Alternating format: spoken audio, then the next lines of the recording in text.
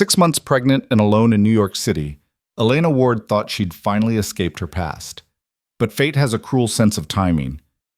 On a rain-soaked evening, trapped in a crosswalk as black SUVs halt traffic, she comes face to face with the one man she'd sworn never to see again, Victor Leone, the Mafia boss she divorced to save herself.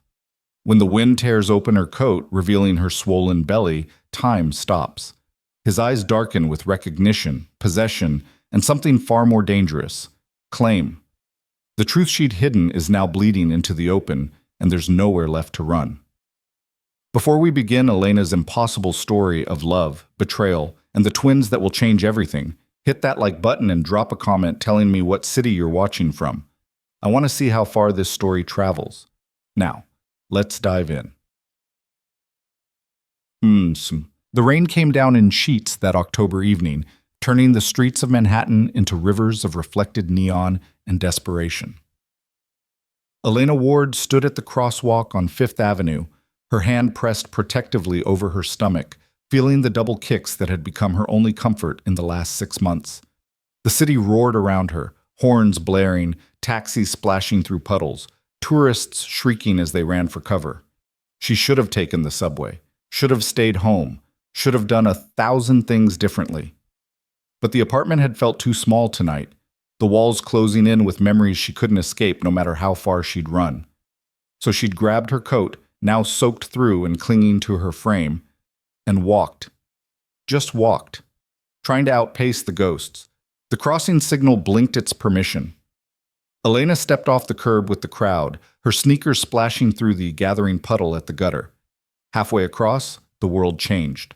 A convoy of black SUVs rolled up to the intersection, sleek and predatory, their tinted windows reflecting nothing but the city's frantic lights. They didn't stop at the light, they commanded it. Traffic halted. Horns died mid-blare. Even the rain seemed to pause, hovering in the air like held breath. Elena's feet stopped moving. She knew those vehicles, knew the precision of their formation, the way they owned every space they entered. Her heart began to hammer against her ribs, each beat a warning she was 6 months too late to heed. Number. Not here.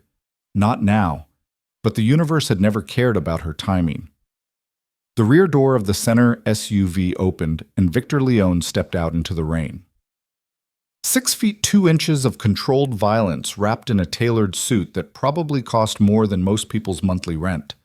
Dark hair swept back from a face that belonged on Roman coins.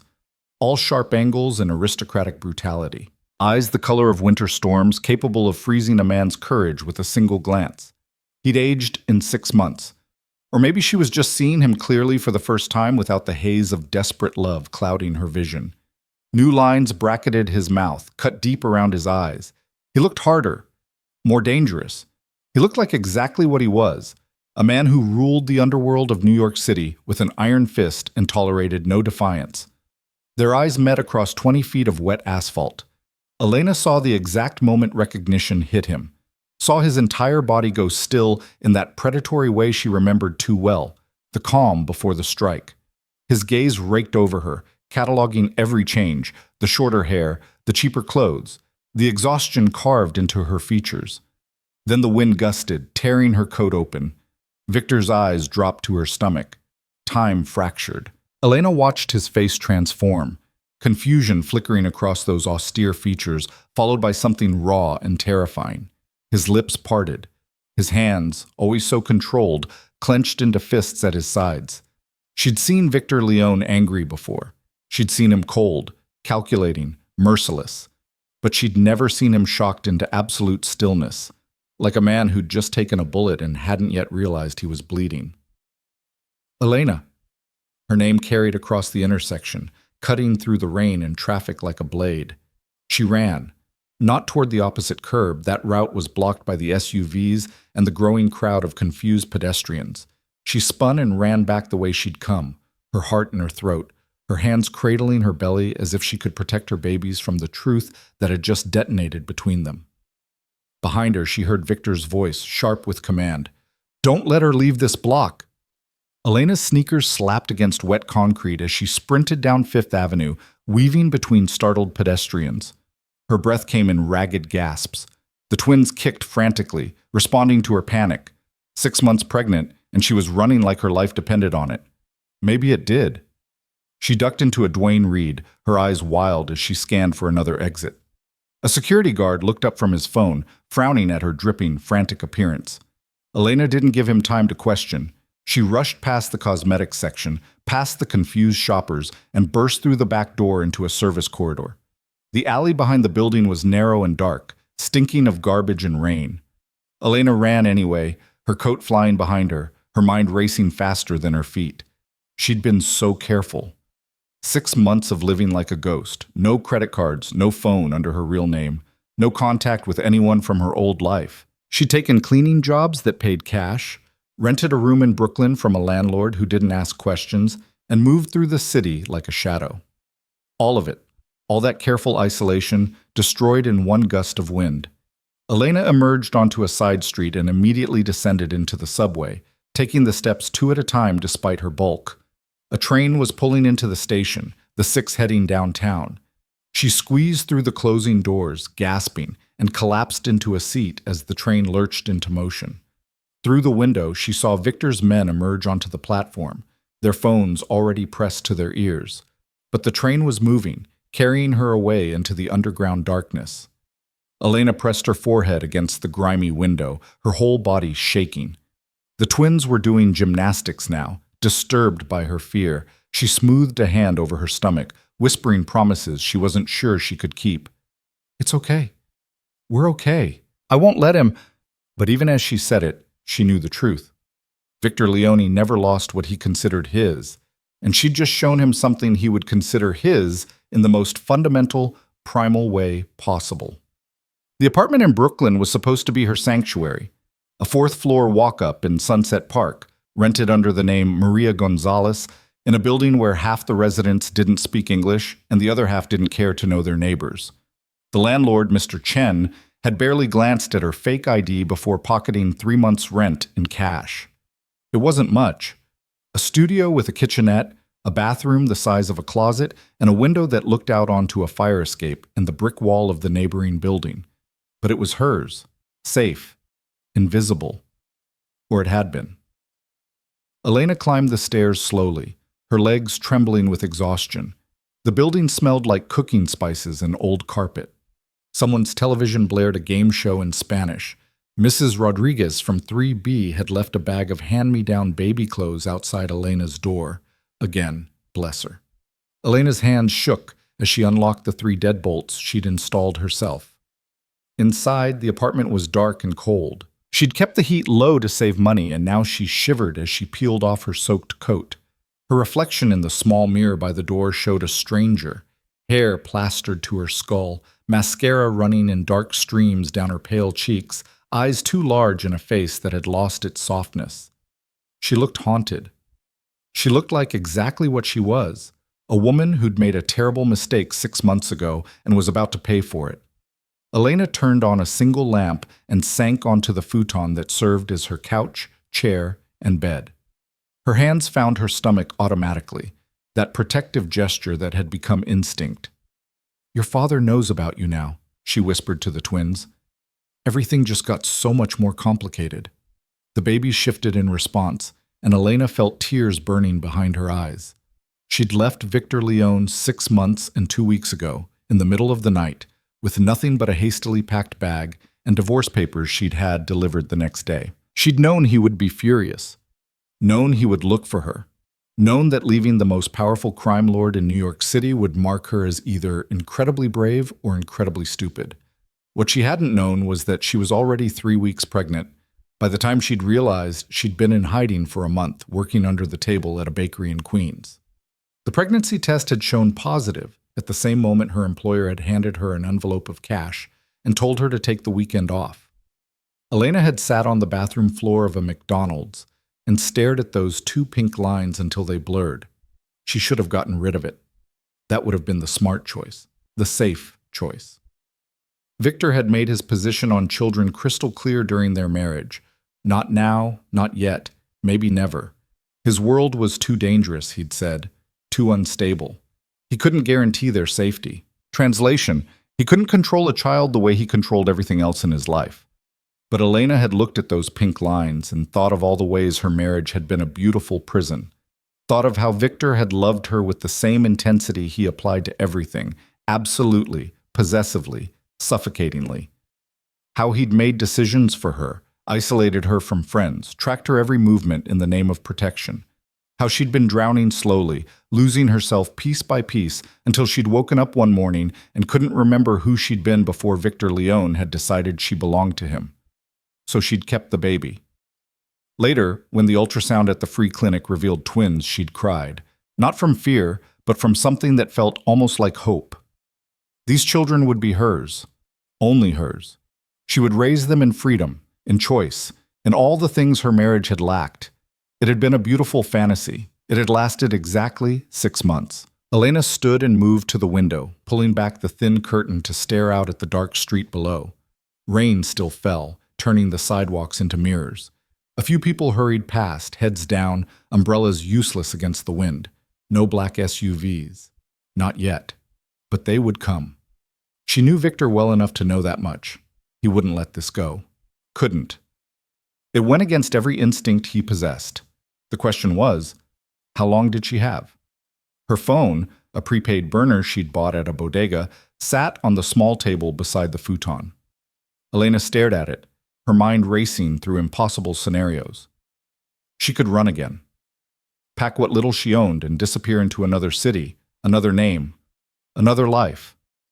But she was 6 months pregnant with twins. Running had limits now, physical limits, financial limits, and deeper than that, a truth she'd been avoiding for months. She was tired of running. The knock came at 11:47 p.m. Not loud, not aggressive. Just 3 measured raps against the door, patient and inevitable. Elena's blood turned to ice. She stood frozen in the center of her tiny studio, her heart pounding so hard she could feel it in her throat. Maybe if she didn't move, didn't breathe, whoever it was would go away. 3 more knocks, same rhythm, same patience. Elena. Victor's voice carried through the cheap door, soft and controlled. I know you're in there. I can hear you breathing. Her legs almost gave out. How? How had he found her so fast? She'd been so careful, so methodical. Different name, cash only, no trail to follow. But this was Victor Leone, the man who'd built an empire on knowing everything about everyone. The man who had sources in every borough, every precinct, every government office in the city. Of course he'd found her. She'd been foolish to think otherwise. I'm not going away, he continued, that reasonable tone more terrifying than any threat. We can do this the easy way, or we can involve your neighbors. Your choice. Mrs. Rodriguez, Mr. Chen, the young couple in 4C with the newborn baby. Elena thought of Victor's men flooding the building, asking questions, causing problems. These people had been kind to her. She wouldn't repay that kindness by bringing his world to their doorstep.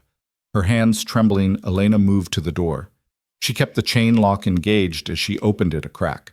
Victor stood in the hallway, somehow making the dingy space look even more pathetic by comparison. He'd changed out of the wetsuit into dark slacks and a black sweater that emphasized the dangerous grace of his build. His hair was still damp, swept back from his face. Water droplets clung to his eyelashes. He looked at her through the gap, and Elena saw a storm of emotions flicker across his features before his mask of control snapped back into place. Let me in, Elena. No. His jaw tightened. We need to talk. We have nothing to say to each other. I sent you divorce papers. You signed them. We're done. We are very far from done. His voice dropped lower, took on an edge that raised every hair on her body. You're carrying my child. Children, she corrected automatically, then cursed herself. Victor's eyes flared. What? Elena lifted her chin, trying to find some scrap of the courage that had allowed her to leave him in the first place. Twins, girls, and they're not yours. They're mine. The divorce ended whatever claim you thought you had. She saw his hands clench, watched him take a breath so deep his shoulders rose with it. When he spoke again, his voice was dangerously quiet. Elena, open this door, or I will break it down and reimburse your landlord tomorrow. Your choice, but either way we are having this conversation. You can't just, can't I? He leaned closer to the gap, and she could smell his cologne, that expensive scent that used to make her feel safe, and now just made her feel trapped. Test me, please. See how far I'm willing to go. Elena knew that tone, knew that he meant every word. With shaking hands, she unhooked the chain and stepped back. Victor entered her apartment like a king surveying conquered territory, taking in every detail with sharp, assessing eyes. The cramped space, the secondhand furniture, the tiny kitchenette with its ancient appliances. His gaze lingered on the pile of baby clothes Mrs. Rodriguez had left, the single crib she'd assembled in the corner, the stack of parenting books from the library. Evidence of a life she'd built without him. A future she'd planned that had no space for Victor Leone. He turned to face her, and the look in his eyes made her take an involuntary step backward. "This is where you've been living?"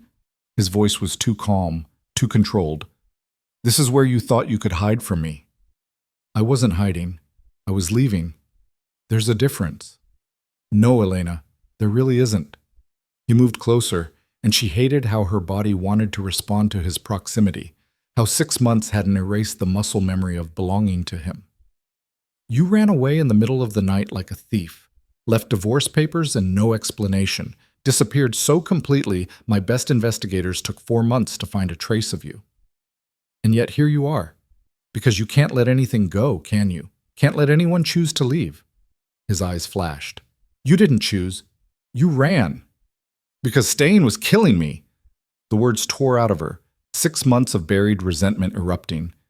"Do you have any idea what it was like being married to you, being your wife?" "Enlighten me." He crossed his arms, that dangerous stillness settling over him. "It was suffocating. It was being followed everywhere by your security, having every decision made for me, being isolated from my friends because you decided they weren't safe, being treated like a possession you needed to protect instead of a partner you needed to trust." Elena's voice cracked, but she pushed forward. "I loved you. God help me. I loved you so much. But I couldn't breathe, Victor. Every day I felt myself getting smaller, quieter, less. You were consuming me, and you called it protection." Silence fell between them, broken only by the rain against the window and the muffled sound of the television from downstairs. Victor's face had gone very still, but she saw something flicker in his eyes, something that might have been pain if he'd allowed himself to feel it. "So you left," he said finally. "Took what was mine and disappeared. I'm not a thing to be owned. No, you're my wife. Ex-wife. We're divorced. A piece of paper doesn't change what you are to me." He took another step forward, and Elena felt the wall against her back. "Nothing changes that. Not time, not distance, not even your fear." "I'm not afraid of you. Liar." The word was soft, almost gentle. He reached out, his hand hovering near her face but not quite touching. "You're terrified. You have been since the day we met. Not of me hurting you, I would never, but of what I make you feel, of how much you want to surrender to it." Elena's breath caught. "You're wrong." "Am I?"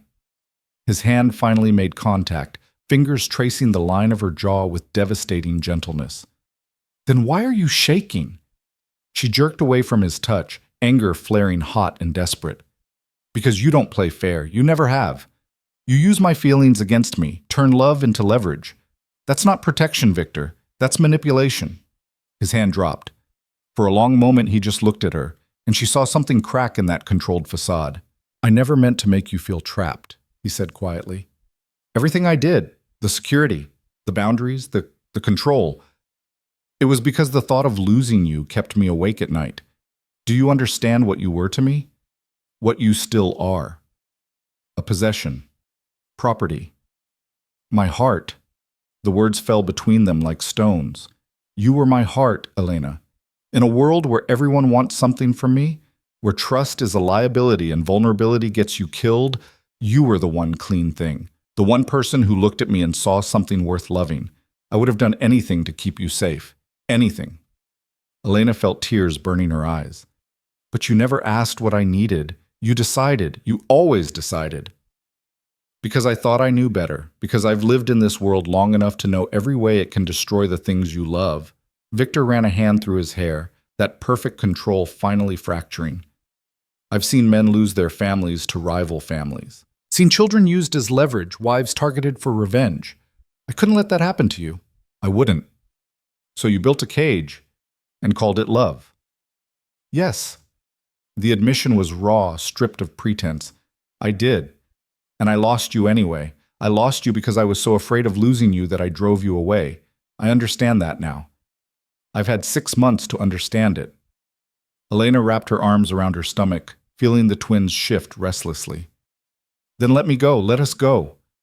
We can't give you what you need, Victor. I can't be what you want me to be. What I want, he said slowly, his eyes dropping to her belly, is to know why you didn't tell me. When did you know? About a month after I left. She watched the information hit him, saw him do the math. You've known for 5 months that you were carrying my children, and you never thought to tell me. What would have been the point? You made it clear during our marriage that you didn't want children, that your world was too dangerous, too unstable. I was giving you what you wanted, freedom from the complication. What I wanted. Victor's laugh was bitter, hollow. Elena, I didn't want children with you because I was terrified I would fail them the way I've failed at every decent thing I've ever tried to do. Not because I didn't want them. Not because the idea of you carrying my child didn't make me feel things I had no words for. Elena stared at him, seeing truth in every line of his face. You never said, I never say a lot of things. It's safer that way. Cleaner. He moved closer again, and this time she didn't retreat. But you're having my daughters, plural, and you thought you could just… What? Raise them alone in this place? Work yourself to exhaustion? Pretend I don't exist? I thought I could give them a better life than the one you would have controlled. And look how well that's working. His gesture encompassed the shabby apartment, her exhausted face, the reality of her situation. You're 6 months pregnant with twins, living in a 4th-floor walk-up, working jobs that pay under the table. How is that better, Elena? How is that the future you want for our daughters? The question hit harder than she wanted to admit, because he was right. She'd been surviving, not thriving, barely making rent, eating poorly because fresh food was expensive, lying awake at night wondering how she would handle 2 newborns in a studio apartment with no family, no support, no safety net. Pride and stubbornness had carried her this far, but she could feel those resources running dangerously low. I would have figured it out, she said, but the words lacked conviction. I know you would have. You're strong enough to do impossible things. Leaving me proved that. Victor's voice softened, took on a tone she remembered from their best moments. But you don't have to do this alone. You shouldn't have to. What are you suggesting? Come home. Let me take care of you and our daughters. Let me give you the medical care you need, the security, the resources. You can hate me if you want. You can sleep in a separate wing of the house.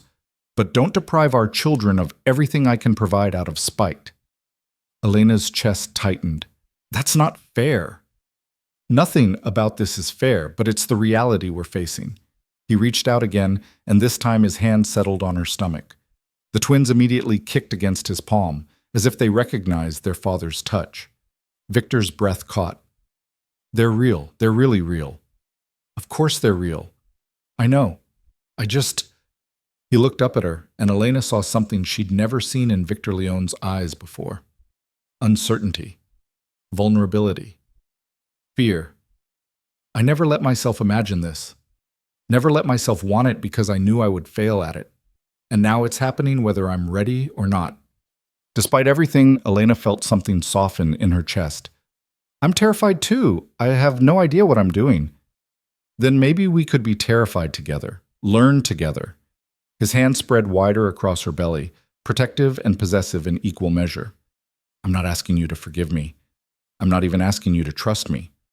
I know I destroyed that. But let me be their father. Let me try. Elena closed her eyes, feeling the weight of impossible choices. 6 months ago, she'd left because staying was destroying her. Now he was asking her to return, to walk back into that beautiful prison for the sake of the children he'd never wanted. Except he had wanted them. He'd just been too afraid to admit it. Just like she was too afraid to admit that part of her had never stopped loving him, had never stopped missing the way he made her feel when he wasn't trying to control every breath she took. I can't go back to the way things were, she said finally, opening her eyes to meet his. I won't. If I do this, if I even consider it, things have to be different. How different? I need autonomy, real autonomy, not the illusion of choice while you pull strings behind the scenes. I need to be a partner in decisions about our daughters, not just a vessel you're protecting. I need my own space, my own life. I need you to trust me enough to let me breathe. Victor was quiet for a long moment, studying her face. Then he nodded slowly. I can try. I can't promise I'll be good at it. Controlling things is instinct for me, but I'll try. That's not good enough. It's the best I can offer. I'm not going to lie to you and pretend I can change overnight who I've been for 40 years, but I'm willing to learn, willing to fail and try again. For them. His hand pressed more firmly against her belly. For you. Elena felt her resolve wavering, felt the exhaustion of 6 months of struggling alone finally catching up with her. The twins kicked again, a synchronized drumbeat that seemed to echo through her whole body. She was so tired, so scared, so completely out of her depth. And Victor, for all his flaws, was offering her a life raft, even if that life raft came with chains. I need to think about it, she said. How long? I don't know. A few days? A week? Victor's jaw tightened, but he nodded. Fine. But you're not staying here while you think. This building isn't safe, and you're too far along to be climbing 4 flights of stairs every day. I can take care of myself. I know you can, but you shouldn't have to. He pulled out his phone, typed something quickly. I'm having a car brought around. You're going to a secure apartment I own in the city. Fully furnished, accessible with a doorman and security. You can have all the space you need to think, but you'll be safe. Victor, this is non-negotiable, Elena. Call it controlling if you want. Call it whatever makes you feel better. But you and my daughters are not spending another night in this place. His eyes met hers, and she saw the steel beneath the reasonable tone. Pack what you need. The rest can be collected tomorrow. Part of her wanted to fight, to refuse, to prove that she didn't need his protection or his resources. But the larger part, the part that was exhausted and pregnant and terrified of climbing those stairs one more time, just felt relief. She hated herself a little for it. But she nodded. Okay, but this doesn't mean I'm coming back to you. This is just temporary. Until I figure things out. Of course. Victor's expression didn't change, but she saw satisfaction flicker in his eyes. Whatever you need to tell yourself. And that, Elena thought as she moved to pack her meager belongings, was exactly the problem. Victor Leone had just gotten his foot back in the door, and they both knew he would never leave willingly again. The game had changed. The stakes were higher than they'd ever been, and Elena had no idea if she was strong enough to keep playing. But she was about to find out. The apartment Victor had arranged was everything her Brooklyn studio wasn't. Spacious, pristine, and located on the 32nd floor of a luxury building in Tribeca with views that stretched across the Hudson River. Floor-to-ceiling windows filled the space with light even at midnight, the city sprawling below like a circuit board of possibilities and threats. Elena stood at those windows now, her reflection ghostly against the glass, watching Victor's men carry in her belongings from Brooklyn. It took them exactly 1 trip. The bedroom is through there, Victor said from behind her, his voice carefully neutral. There's a nursery already set up adjacent to it. I had my interior designer work from standard recommendations, but obviously you can change anything you want. Elena turned to face him. You had a nursery designed, in the 6 hours since you found me. I made a phone call. Money moves quickly when properly motivated. He gestured toward the hallway. There's also a guest room, a home office, and a kitchen that's actually functional. The building has 24-hour security, a doorman who knows not to let anyone up without your explicit permission, and a private elevator that requires a key card. A golden cage instead of a prison cell. How thoughtful. Victor's expression didn't change, but she saw his jaw tighten. You agreed to come here. I agreed to think. There's a difference. Elena moved past him into the living room, where his men were setting down the last of her boxes. They averted their eyes as she passed, trained not to look directly at her. She recognized Marco, Victor's head of security, a mountain of a man with hands that had undoubtedly killed for his boss. He nodded respectfully and left without a word. When they were alone, the silence felt heavy, with everything unsaid. Victor moved to the kitchen, opening cabinets that were already stocked with food. I had groceries delivered. High protein, lots of leafy greens, dairy. The doctor I consulted said that's important for twin pregnancies. You consulted a doctor? About me? Without asking. I consulted a doctor about twin pregnancies in general. I'm not a complete monster, Elena.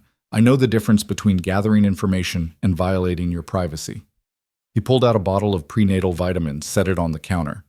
Though I suspect you'll accuse me of the latter regardless. Elena sank onto the leather couch, exhaustion finally overwhelming her adrenaline. I don't know what you want me to say. Thank you for the prison that comes with a view? I want you to say you'll see a proper obstetrician, that you'll let someone who specializes in high-risk pregnancies make sure you and our daughters are healthy. Victor remained in the kitchen, maintaining distance as if he understood she needed space. You've been going to a free clinic in Queens. I checked. The doctor there is competent but overworked, and they don't have the equipment to properly monitor twins. You investigated me. Of course I did. The moment I saw you tonight, I activated every resource I have. I know where you've been living, where you've been working, what name you've been using. I know you've been cleaning offices at night and working at a bakery during the day. I know you collapsed from exhaustion 2 weeks ago and refused to take time off because you couldn't afford to. His voice remained level, but anger simmered beneath. So yes, Elena, I investigated, and what I found terrified me. She looked up at him, seeing the cracks in his composure. You don't get to be angry about choices I made to survive leaving you. I'm not angry at you. I'm angry at myself for creating a situation where you felt you had to live like that, where you thought struggling alone was better than asking me for help. It was better, because help from you comes with strings. It always does. Victor crossed to the living room but didn't sit, standing instead with his hands in his pockets, a casual pose that didn't fool her for a second. What if I cut the strings? What if I gave you everything you needed with no expectations? You're not capable of that. Probably not, he admitted, but I could try. For them, I could try. Elena felt one of the twins kick, a rolling movement that pressed against her ribs. She winced, and Victor immediately moved closer. Are you all right? I'm fine. They're just active tonight. They don't like all the stress. She rubbed the spot where a tiny foot was creating a visible bump through her shirt. They've been kicking nonstop since I saw you at the Crosswalk. May I? Victor gestured toward her stomach, and Elena saw hunger in his eyes. Not sexual, but something deeper, more primal. The need to connect with children he'd only learned about hours ago. She should say no, should maintain boundaries, keep him at arm's length while she figured out what to do. But the twins were his too, whether she liked it or not. And some small, traitorous part of her wanted him to feel what she'd been feeling for months, the reality of these lives they'd created together. Okay, she said quietly. Victor knelt in front of the couch, his hands hovering uncertainly before settling gently on either side of her belly. The twins responded immediately, as if they recognized him on some instinctive level. A series of kicks and rolls rippled across Elena's stomach, and she watched Victor's face transform. Wonder. That was the only word for it. Pure, unguarded wonder. There are 2 of them in there, he said, his voice rough. 2 separate people. 2 daughters. Yes. Do they do this often? Constantly. Especially at night. I think they're training to be nightclub dancers. Elena tried to keep her tone light, but emotion caught in her throat as she watched this dangerous man kneel before her like a supplicant, his entire focus on the children moving beneath his hands. One of the twins kicked particularly hard, and Victor laughed, actually laughed, a sound Elena had heard maybe 3 times in their entire marriage. She's strong. They both are. The doctor at the clinic said they're measuring perfectly for their gestational age. Healthy heartbeats, good movement. They're fighters. Like their mother, Victor said, looking up at her. You fought me. Left when you knew I would come after you. Built a life from nothing. Kept yourself and them alive through sheer determination. That takes a kind of strength most people never develop. Elena felt tears prickling her eyes. Don't do that. Don't say things that make me want to forgive you. Why not? Because forgiveness means letting you back in, and letting you back in means losing myself again. I can't do that, Victor. Not even for them. His hands remained on her stomach, but his expression grew serious. What if you didn't have to lose yourself? What if I could love you without consuming you? You don't know how to do that. Then teach me. The words were simple, devastatingly sincere. Tell me what you need, not what you think I want to hear, not what will keep the peace. Tell me the truth, and I'll listen. Elena stared at him, this man who'd been the center of her world for 3 years, who'd loved her with an intensity that had been both exhilarating and suffocating. She saw the lines around his eyes, the silver threading through his dark hair, the weight he carried in every controlled movement. I need you to see me as a partner, not a possession. I need autonomy to make my own choices, even if you think they're wrong. I need friends, a life outside your world, space to breathe. I need to know that if I stay, it's because I'm choosing you every day, not because you've built walls so high I can't find the exit. Her voice cracked. I need to know that your love won't slowly erase me until there's nothing left but an echo of who I used to be. Victor was quiet for a long moment, his hands still resting on her belly, as the twins continued their acrobatics. When he finally spoke, his voice was low and measured. I can't promise I'll be good at giving you those things. Control is how I've survived, Elena. It's how I've built everything I have. Letting go feels like stepping off a cliff with no guarantee there's ground below. I know. But I can promise I'll try. I can promise that when I fail, and I will fail, I'll listen when you tell me. I can promise that I'll value your voice, your choices, your autonomy, even when every instinct I have screams to lock you away somewhere safe. He paused. And I can promise that I'll never stop fighting for this. For us. For the family we could be if you'll give me the chance. Elena wanted to believe him. Wanted to think that love could change someone so fundamentally that Victor Leone could become a man who understood partnership instead of possession.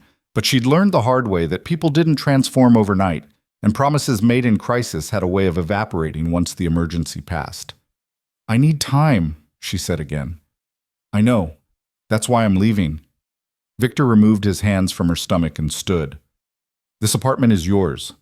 Marco will be stationed in the building for security, but he won't enter without your permission. You have my private number. Use it if you need anything, medical or otherwise. You're just leaving? No demands, no ultimatums? You asked for space. I'm giving it to you. He moved toward the door, then paused. But Elena, I meant what I said. You and our daughters are my priority now. Everything else, the business, the territory, all of it, comes second. So take your time. Figure out what you need. But understand that I'm not going anywhere. I'm going to be a father to those girls, whether you let me back into your life or not. The door closed behind him with a soft click, leaving Elena alone in her beautiful new cage. She sat for a long time, watching the city lights blur through her tears, feeling her daughters move restlessly inside her. Finally, she dragged herself to the bedroom Victor had mentioned. The nursery took her breath away. It wasn't pink or frilly or covered in butterflies. Instead, Victor's designer had created something sophisticated and warm. Cream walls with forest green accents, 2 cribs made of rich walnut wood, a rocking chair positioned between them upholstered in soft gray velvet. Educational mobiles hung above each crib, black and white patterns designed to stimulate infant vision. A changing table, a dresser already stocked with tiny clothes in neutral colors, shelves of board books and soft toys. It was perfect. It was everything she would have chosen herself if money had been no object. And it terrified her because it showed how well Victor still knew her, how easily he could anticipate her wants and make them reality.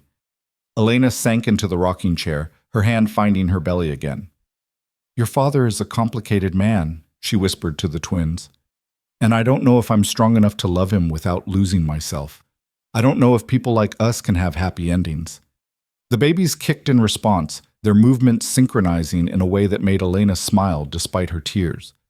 She must have fallen asleep there, because when she woke, dawn was painting the sky pink and gold, and her neck ached from the awkward angle. Elena hauled herself up and wandered to the kitchen, where she found a note on the counter in Victor's precise handwriting. Dr. Sarah Chen, Metropolitan Hospital, high-risk pregnancy specialist. I've made you an appointment for 10 a.m. tomorrow. She's expecting you, but there's no obligation. The choice is yours. Elena crumpled the note in her fist, then smoothed it out again. The choice is yours. Such simple words. Words Victor had never said to her during their marriage. Maybe he could change. Maybe this crisis had cracked something open in him, made space for growth. Or maybe this was just another form of control, so subtle she wouldn't recognize the cage until it had already closed around her. She was still holding the note when her phone rang, the burner she'd been using, the number only 3 people knew. Elena checked the screen and felt her blood run cold.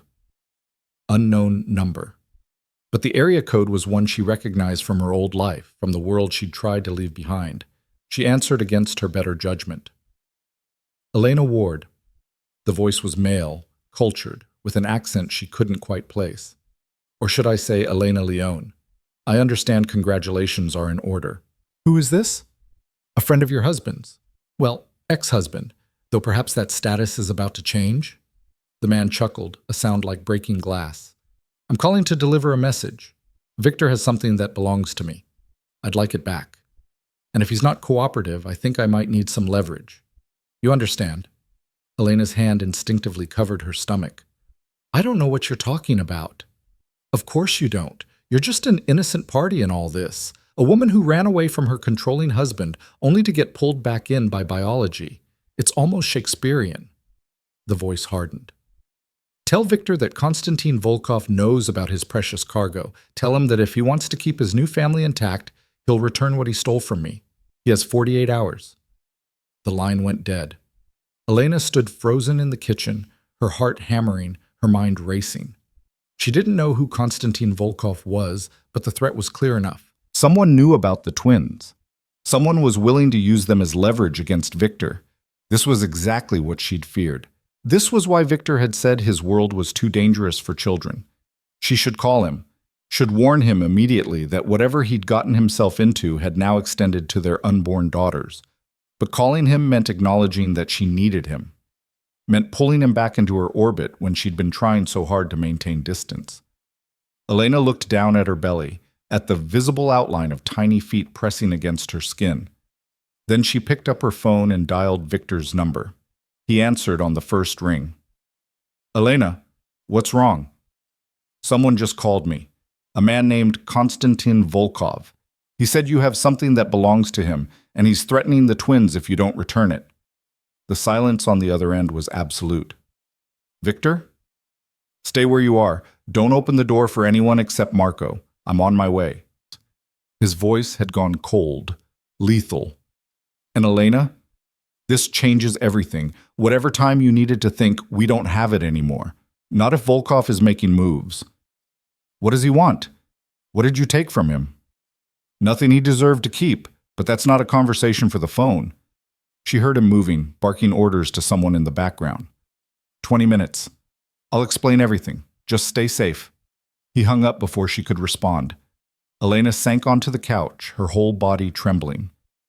24 hours ago, her biggest problem had been making rent. Now she was caught in the crosshairs of what sounded like a mafia war, carrying the children of a man who'd just been threatened by someone dangerous enough to make Victor Leone sound worried. She'd been right to run 6 months ago, right to think his world would eventually destroy her. But she'd been wrong to think she could escape it, because now his world was coming for her daughters, and there was nowhere left to hide. When Victor arrived 17 minutes later, he wasn't alone. Marco preceded him into the apartment along with 2 other men Elena didn't recognize. They spread out immediately, checking the windows, the locks, positions that would allow them to monitor all entry points. Victor looked different. The careful control from last night had been replaced by something harder, more dangerous. This was the man who ruled the New York underworld, not the one who'd knelt before her and marveled at his daughter's kicking. Tell me exactly what he said. Word for word. Elena repeated the conversation as precisely as she could remember. Victor's expression grew darker with each sentence. 48 hours, he said when she finished. He's giving me 48 hours to return the shipment I intercepted 3 weeks ago. What shipment? Weapons. High-grade military equipment being smuggled through the port for sale to terrorist organizations. I got a tip about the operation and decided the world would be better off without Volkov having that kind of firepower. Victor paced the length of the living room, that predatory grace on full display. I had my people seize the shipment and turn it over to federal authorities anonymously. Volkov lost $15 million and his reputation took a hit. I assumed he'd retaliate eventually, but I didn't think he'd move this fast. And you didn't think to mention this when you were convincing me to stay in your secure apartment? I didn't know he'd connected you to me yet. I've had people watching for any sign of surveillance, any indication he'd discovered our situation. Victor stopped pacing, faced her directly. I was protecting you by keeping you at a distance, by letting you stay anonymous. The moment I brought you back into my life, I painted a target on you. So this is my fault? For letting you find me? No. This is my fault for underestimating how thoroughly Volkov would investigate me once I cost him that much money. Victor's hands clenched into fists, and it's my fault for not destroying him completely when I had the chance. I showed mercy, I let him live, and now he's threatening my family. The word hung in the air between them. Family. Not just children, not just Elena. Family. What are you going to do? Elena asked quietly. End this. Permanently. The look in Victor's eyes sent ice down her spine. Volkov thinks he can use you and our daughters as leverage. He thinks I'll fold, return something I don't even have anymore, negotiate from a position of weakness. He's wrong. Victor, you can't just... Can't what? Protect my family? Eliminate a threat that's targeting my pregnant ex-wife? He moved closer, and Elena saw something feral beneath his controlled exterior. You wanted to know who I really am, Elena? This is who I am. I'm a man who will burn down the world before I let anyone harm what's mine. We're not yours. Aren't you? He reached out, cupped her face with a gentleness that contrasted sharply with the violence in his voice. You're carrying my children. You're living in my apartment. And whether you admit it or not, you called me the moment you felt threatened. That makes you mine. That makes this my responsibility. Elena should pull away, should maintain the boundaries she'd been trying to establish. But fear was a powerful thing, and right now Victor felt like the only solid ground in a world that had just tilted dangerously. What if he hurts them? What if something you do causes Volkov to retaliate against the twins? He won't get the chance. Victor's thumb traced her cheekbone, his eyes blazing with certainty. I'm moving you somewhere safer, somewhere Volkov doesn't know about. You'll have security around the clock, medical staff on call. You'll be completely protected while I handle this. You mean while you start a war? I mean while I end one that Volkov started the moment he threatened you. Victor dropped his hand, stepped back. I need you to trust me, Elena. Just this once. Trust that I can keep you safe. Elena looked at this man who'd been her husband, her prison guard, her great love and greatest mistake. She thought about the twins moving inside her, about how vulnerable they were, how completely dependent on the choices she made right now. She thought about Konstantin Volkov's cold voice promising violence if Victor didn't comply. Where? She asked finally. Relief flashed across Victor's face. A estate upstate. 3 hours from the city, completely off the grid. It's where I go when I need to disappear. No one knows about it except my most trusted people. How long? However long it takes to eliminate the threat. Could be days. Could be a week. He pulled out his phone, typed rapidly. Pack enough for a week. Comfortable clothes, anything you need for the twins.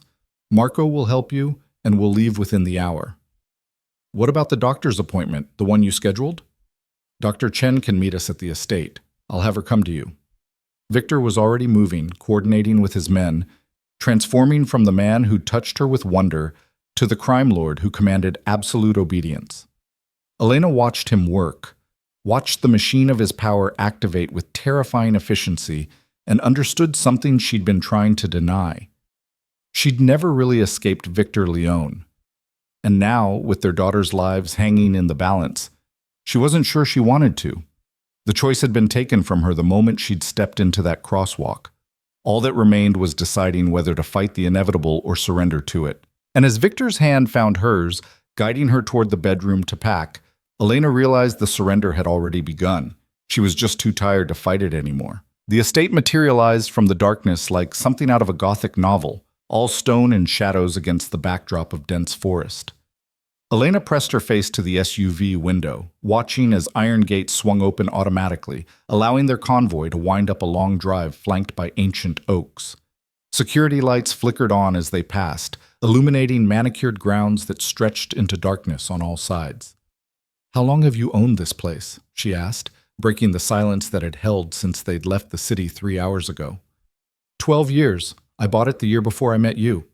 Victor sat beside her in the back seat, his hand resting protectively on her thigh, a gesture he'd maintained for the entire drive, as if touching her could ward off the threats gathering in the shadows. It belonged to a steel magnate in the 20s.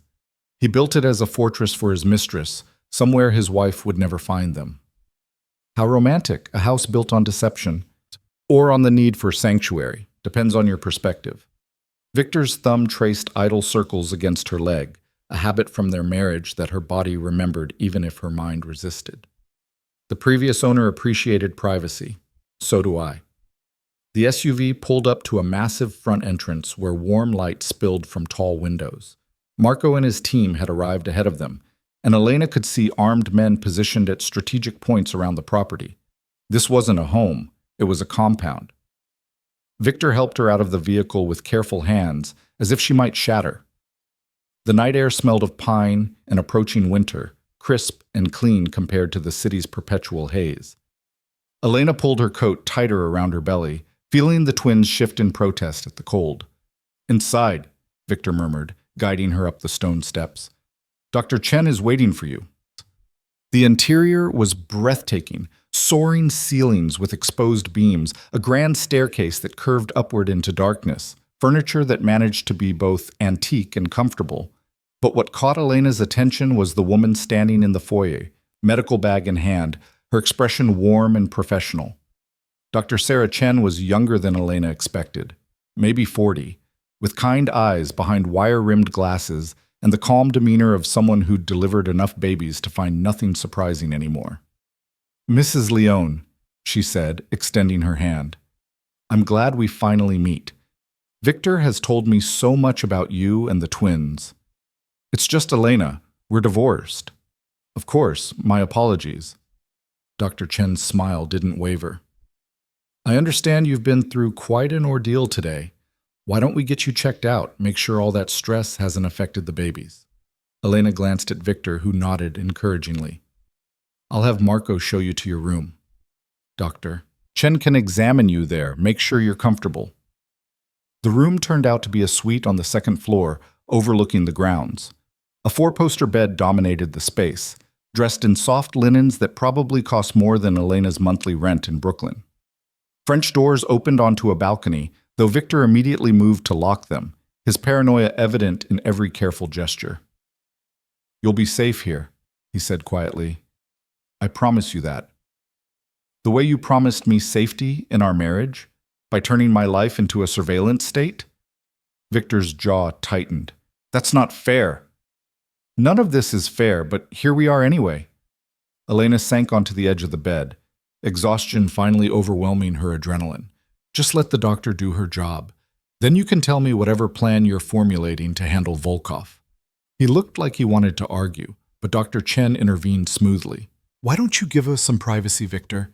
I need to conduct a thorough examination, and Elena will be more relaxed without an audience." For a moment, Elena thought he might refuse. The old Victor would have insisted on staying, on controlling every aspect of the situation, but something in his expression shifted, and he nodded. "I'll be right outside if you need me." The door closed behind him, and Elena felt some of the tension drain from her shoulders. Dr. Chen set down her bag and pulled out a portable ultrasound machine. "He's intense, isn't he?" "That's one word for it." "But he cares. I've worked with a lot of expectant fathers over the years, and I can tell you, the ones who arrange for specialists to make house calls at midnight genuinely care." The doctor washed her hands in the attached bathroom, then returned with a warm, professional smile. "Now, let's see how these little ones are doing. When was your last ultrasound?" 3 weeks ago, at the clinic in Queens."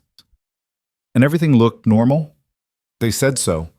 Both babies measuring on track, heartbeats strong. Elena lay back as instructed, lifting her shirt to expose her rounded belly. But I've been under a lot of stress since then. Stress happens. The human body is remarkably resilient, especially when it's protecting new life. Dr. Chen spread warm gel across Elena's stomach, and the familiar pressure of the ultrasound wand followed. Let's take a look. The screen flickered to life, showing the now familiar landscape of Elena's womb. Two distinct forms curled together, sharing space with remarkable efficiency. The sound of dual heartbeats filled the room, strong and steady.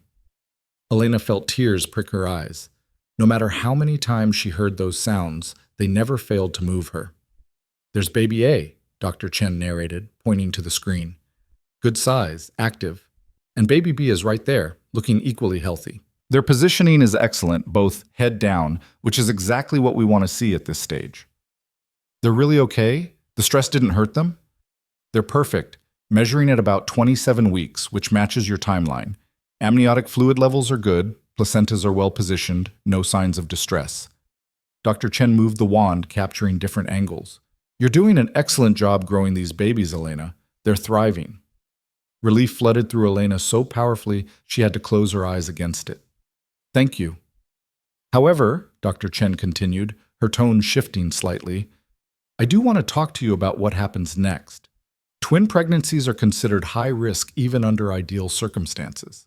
Add in the stress you've been under, and we need to be proactive about monitoring." "What does that mean?"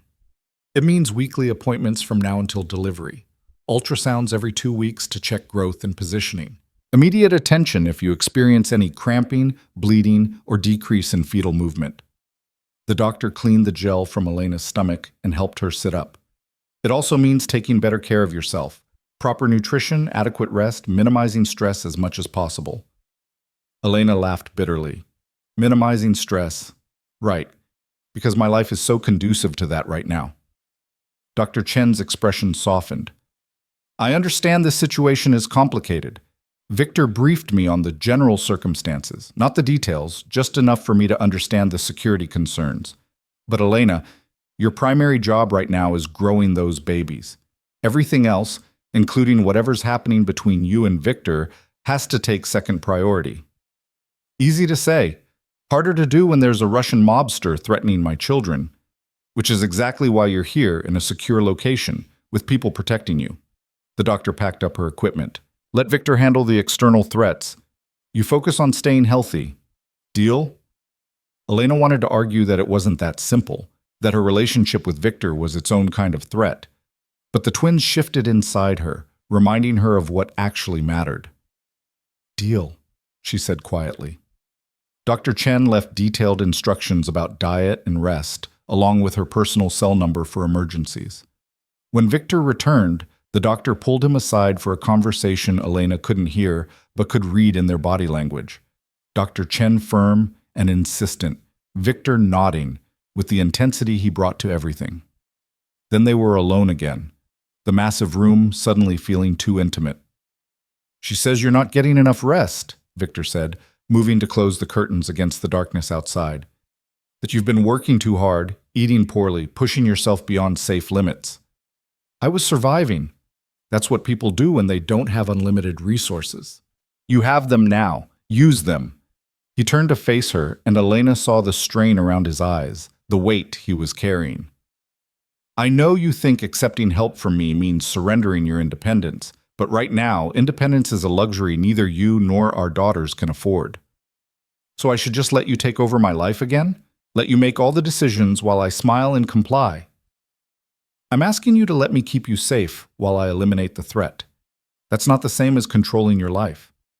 "Isn't it?" Elena stood, needing movement to channel her frustration. "You decided to intercept Volkov's shipment without thinking about consequences.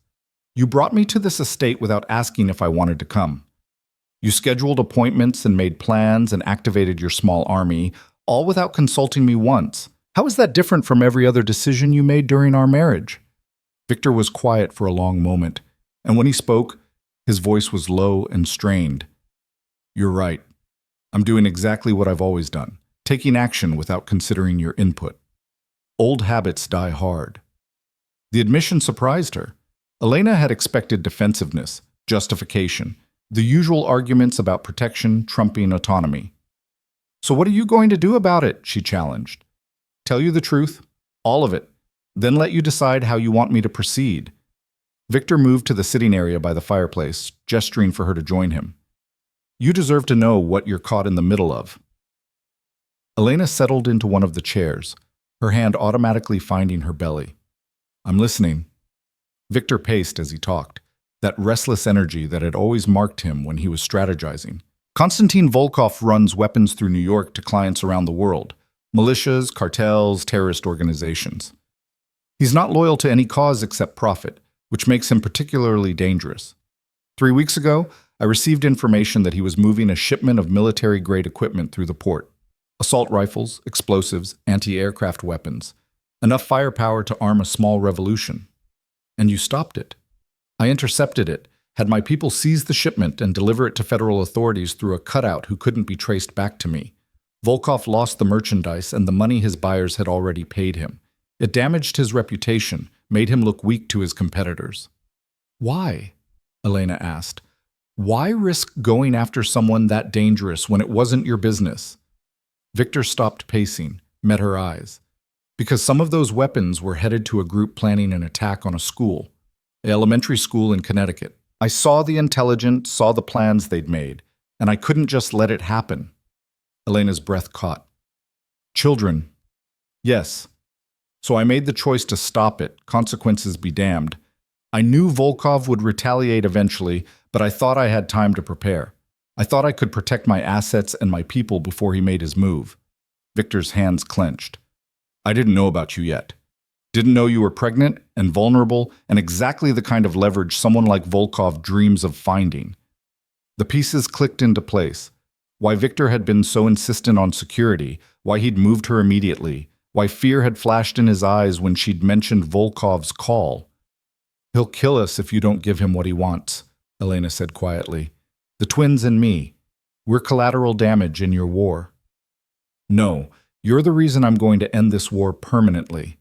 Victor knelt in front of her chair, his hands covering hers where they rested on her stomach.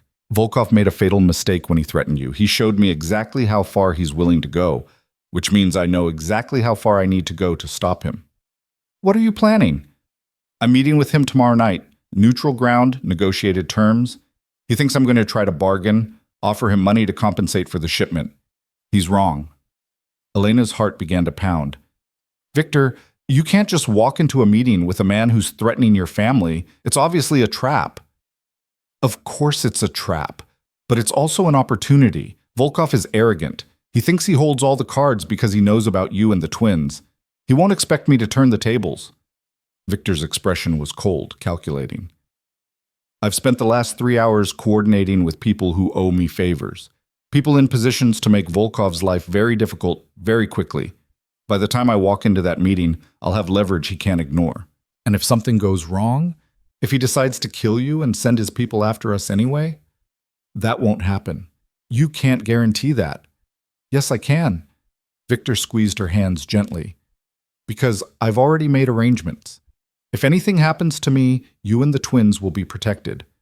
Marco has instructions, resources set aside, contacts who will get you out of the country and establish you somewhere Volkov's reach doesn't extend. You'll be safe no matter what. The certainty in his voice should have been comforting. Instead, it terrified Elena because it meant Victor was preparing for the possibility of his own death. I don't want your contingency plans, she said, her voice breaking. I don't want to raise our daughters alone, wondering if the man who killed their father might come for them someday.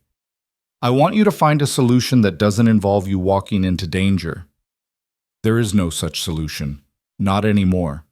Volkov drew a line when he threatened you. I have to respond, or I look weak. And if I look weak, every enemy I've ever made will see an opening. Victor released one of her hands to cup her face. This is the world I live in, Elena. The world I've always lived in. I can't negotiate my way out of it or buy my way clear. Sometimes violence is the only language that translates.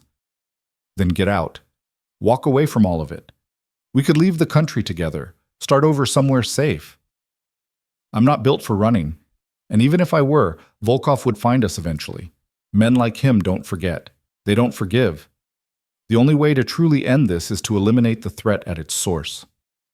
His thumb traced her cheekbone, that familiar gesture of tenderness. I need you to trust me. Can you do that? Elena looked into his eyes and saw the truth there. He was going to do this regardless of what she said. This wasn't a request for permission. It was a warning, a chance to prepare herself for what was coming. I don't trust you not to get yourself killed, she said honestly. I don't trust that your plan is as foolproof as you think it is, but I trust that you'll do everything in your power to come back to us. Is that enough? It's more than I deserve. Victor leaned forward, pressed his forehead to hers. I'm going to fix this. I'm going to make our world safe for our daughters. And then I'm going to spend the rest of my life proving to you that I can be the man you need me to be. That's a lot of promises. I'm good at keeping promises. It's one of my few redeeming qualities. Despite everything, Elena felt a small smile tug at her lips. Your ego is another one. Very entertaining. There's the woman I married, sharp-tongued and unimpressed by my dramatics. Victor pulled back, his own smile flickering across his face before fading. I need to go make some calls, finalize details for tomorrow. Will you be all right here? Do I have a choice?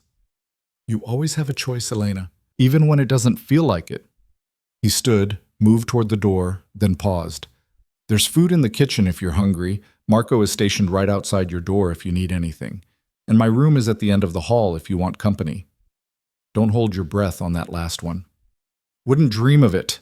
His hand rested on the doorknob. Get some rest. Dr. Chen says you need it. Then he was gone, and Elena was alone with her thoughts and her fear and the two lives growing inside her. She moved to the window, pulling back the curtain to stare out at the dark grounds. Security lights created pools of illumination, and she could see guards moving in coordinated patterns. Victor's small army, protecting his latest acquisition. Except she wasn't an acquisition anymore. She was the mother of his children, which somehow made everything more complicated. Elena's hand found her belly, feeling the reassuring movement of the twins. Your father is going to war for you, she whispered. For us. And I don't know if that makes him a hero or just a man who can't let go of control long enough to find a peaceful solution. The babies kicked in response, and Elena felt tears sliding down her cheeks. She'd spent 6 months convincing herself she was better off without Victor Leone. 6 months building a life that didn't revolve around his intensity, his need to control, his suffocating version of love. But standing here in his fortress, carrying his daughters, waiting while he prepared to face down a threat she'd inadvertently brought into their lives, Elena had to admit a terrible truth. She'd never stopped loving him. She'd just learned to love herself enough to leave. And now the universe was asking if she could do both. Love Victor and maintain her autonomy, be his partner without being his possession. Elena didn't know the answer, but she knew that tomorrow, when Victor walked into that meeting with Konstantin Volkov, she would be holding her breath until he came back. Because losing him now, after everything, would break something inside her that no amount of independence could repair. The night stretched long and sleepless ahead of her, filled with fear and possibility in equal measure. Morning came gray and cold, winter asserting itself with frost that painted the windows in crystalline patterns. Elena woke in the massive bed, disoriented until memory rushed back. The estate. Volkov. Victor's plan to end the threat by walking directly into its teeth. She found her way downstairs following the smell of coffee and bacon. The kitchen was enormous. All commercial-grade appliances and granite countertops, clearly designed for staff to prepare meals for large gatherings. But this morning, only Victor occupied the space, standing at the stove with the focused intensity he brought to everything. You cook? Elena asked from the doorway. Victor looked up, something softening in his expression when he saw her. Occasionally, when I need to think with my hands. He gestured to the table, already set with fresh fruit, yogurt, and a glass of orange juice. Sit. Dr. Chen left specific instructions about your breakfast requirements. Elena settled into a chair, accepting the plate he brought her, scrambled eggs with cheese, whole grain toast, strips of bacon. You didn't have to do this. I wanted to. You're eating for 3, and one of those 3 is me worrying about whether you're taking care of yourself. Victor poured her juice, then coffee for himself. How did you sleep? Barely. You? Not at all. He sat across from her, and Elena saw the evidence in the shadows under his eyes, the tension in his shoulders. I've been coordinating final details for the meeting. It's set for 8 p.m. at a warehouse in Red Hook. Neutral ground. Both sides limited to 5 men each. That doesn't sound neutral. That sounds like a recipe for violence. Violence is inevitable at this point. The question is who controls it. Victor sipped his coffee, his gaze distant. I've arranged for federal agents to be in position around the perimeter. If Volkov makes any moves against me, they'll intervene. And I've ensured that certain information about his operations will reach law enforcement if anything happens to me. You're using yourself as bait. I'm using leverage. There's a difference. He set down his cup, focused on her fully. Elena, I need you to understand something. Men like Volkov respect power. They respond to strength. If I try to negotiate from a position of weakness, he'll see it as surrender and push harder. But if I walk in with enough leverage to destroy him, he'll listen. He'll back down. Or he'll decide you're too dangerous to leave alive and kill you anyway. That's why I'm bringing leverage he can't ignore. Insurance that makes me more valuable alive than dead. Elena pushed food around her plate, her appetite gone. What kind of insurance? The kind that involves federal warrants, frozen assets, and information that would send half his organization to prison. Victor's smile was cold. I told you I've been making calls. Turns out a lot of people in very official positions are happy to help when you provide them with evidence of weapons trafficking. You're going to turn him in to the authorities? I'm going to give him the choice. Leave New York, abandon his operations here, and live to rebuild somewhere else, or face federal prosecution that will end with him dying in a supermax prison. Most men choose survival when given the option. It was brilliant, Elena had to admit.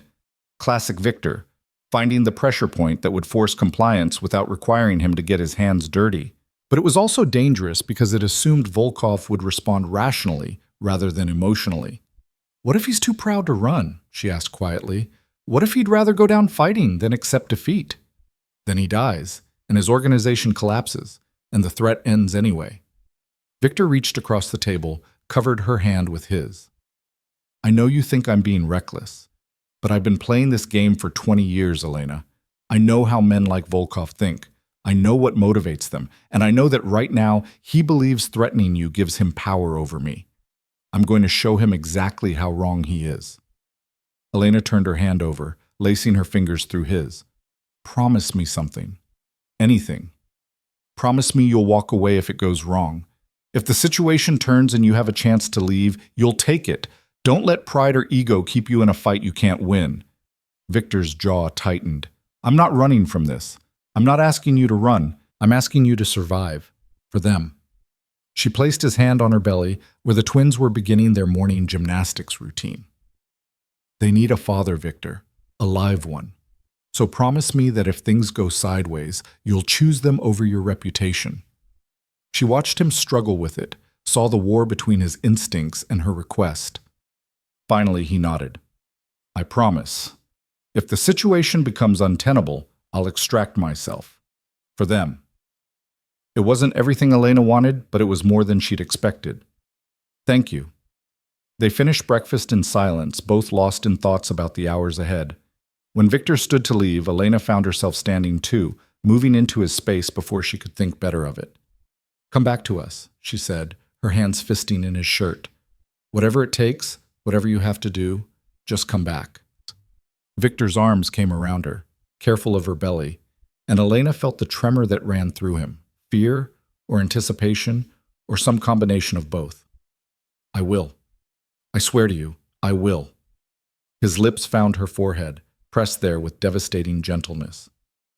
And when this is over, we're going to have a long conversation about what comes next, about whether you can forgive me enough to let me be a real father to our daughters, whether we can find a way forward that doesn't involve either of us sacrificing who we are.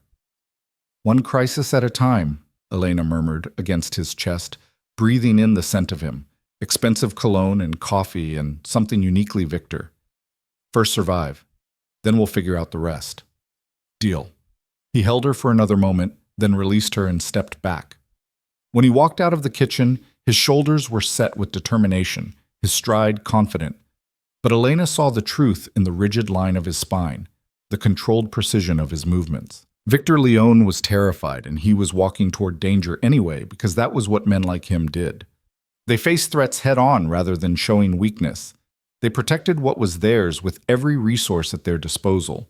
And they died, sometimes, because pride didn't stop bullets or knives or men who had nothing left to lose. Elena pressed a hand to her belly, feeling her daughters moving restlessly inside her. "Please," she whispered to whatever forces might be listening.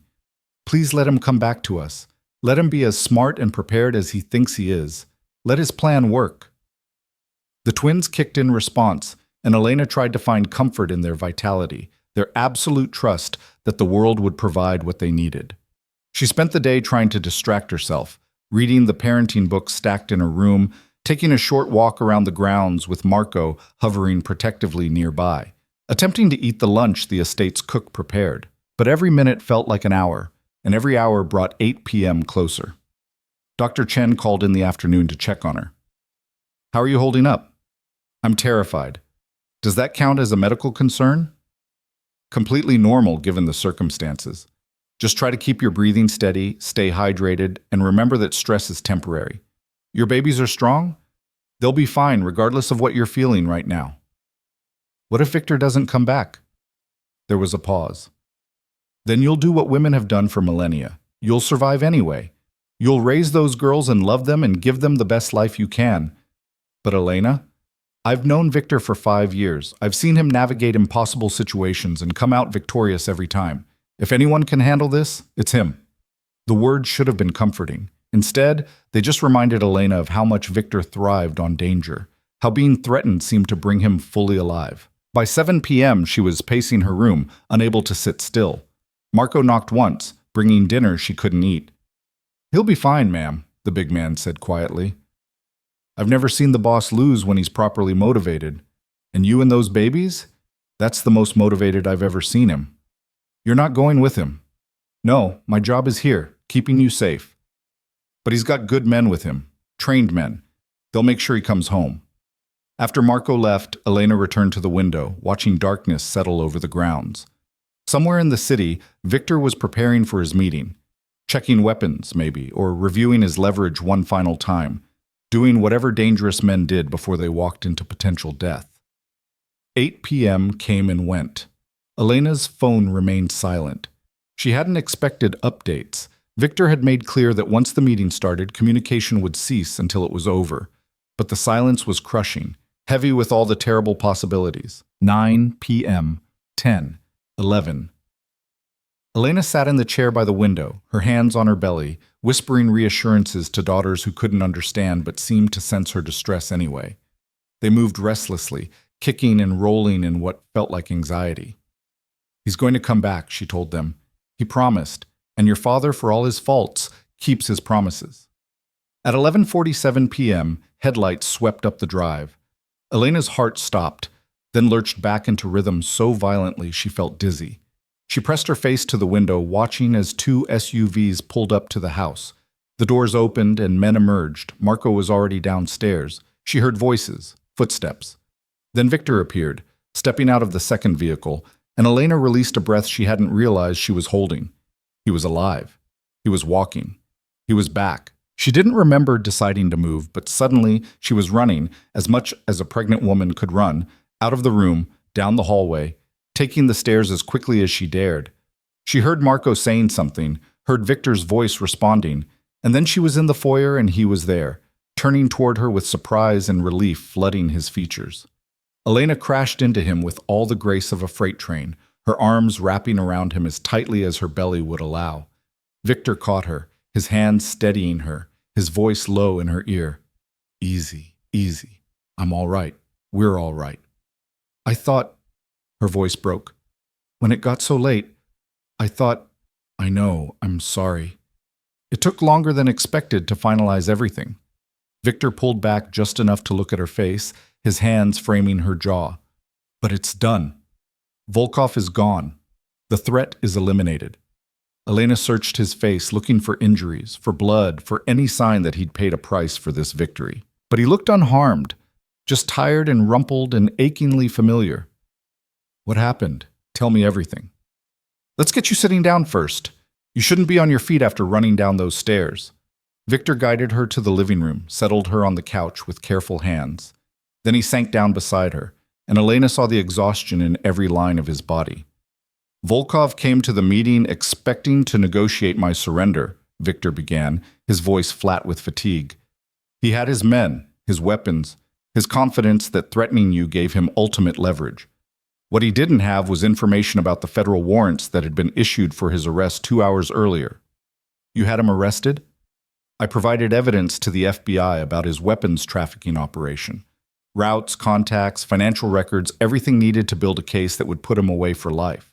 The warrants were issued at 6 p.m. By the time we met at 8, he was already a wanted man.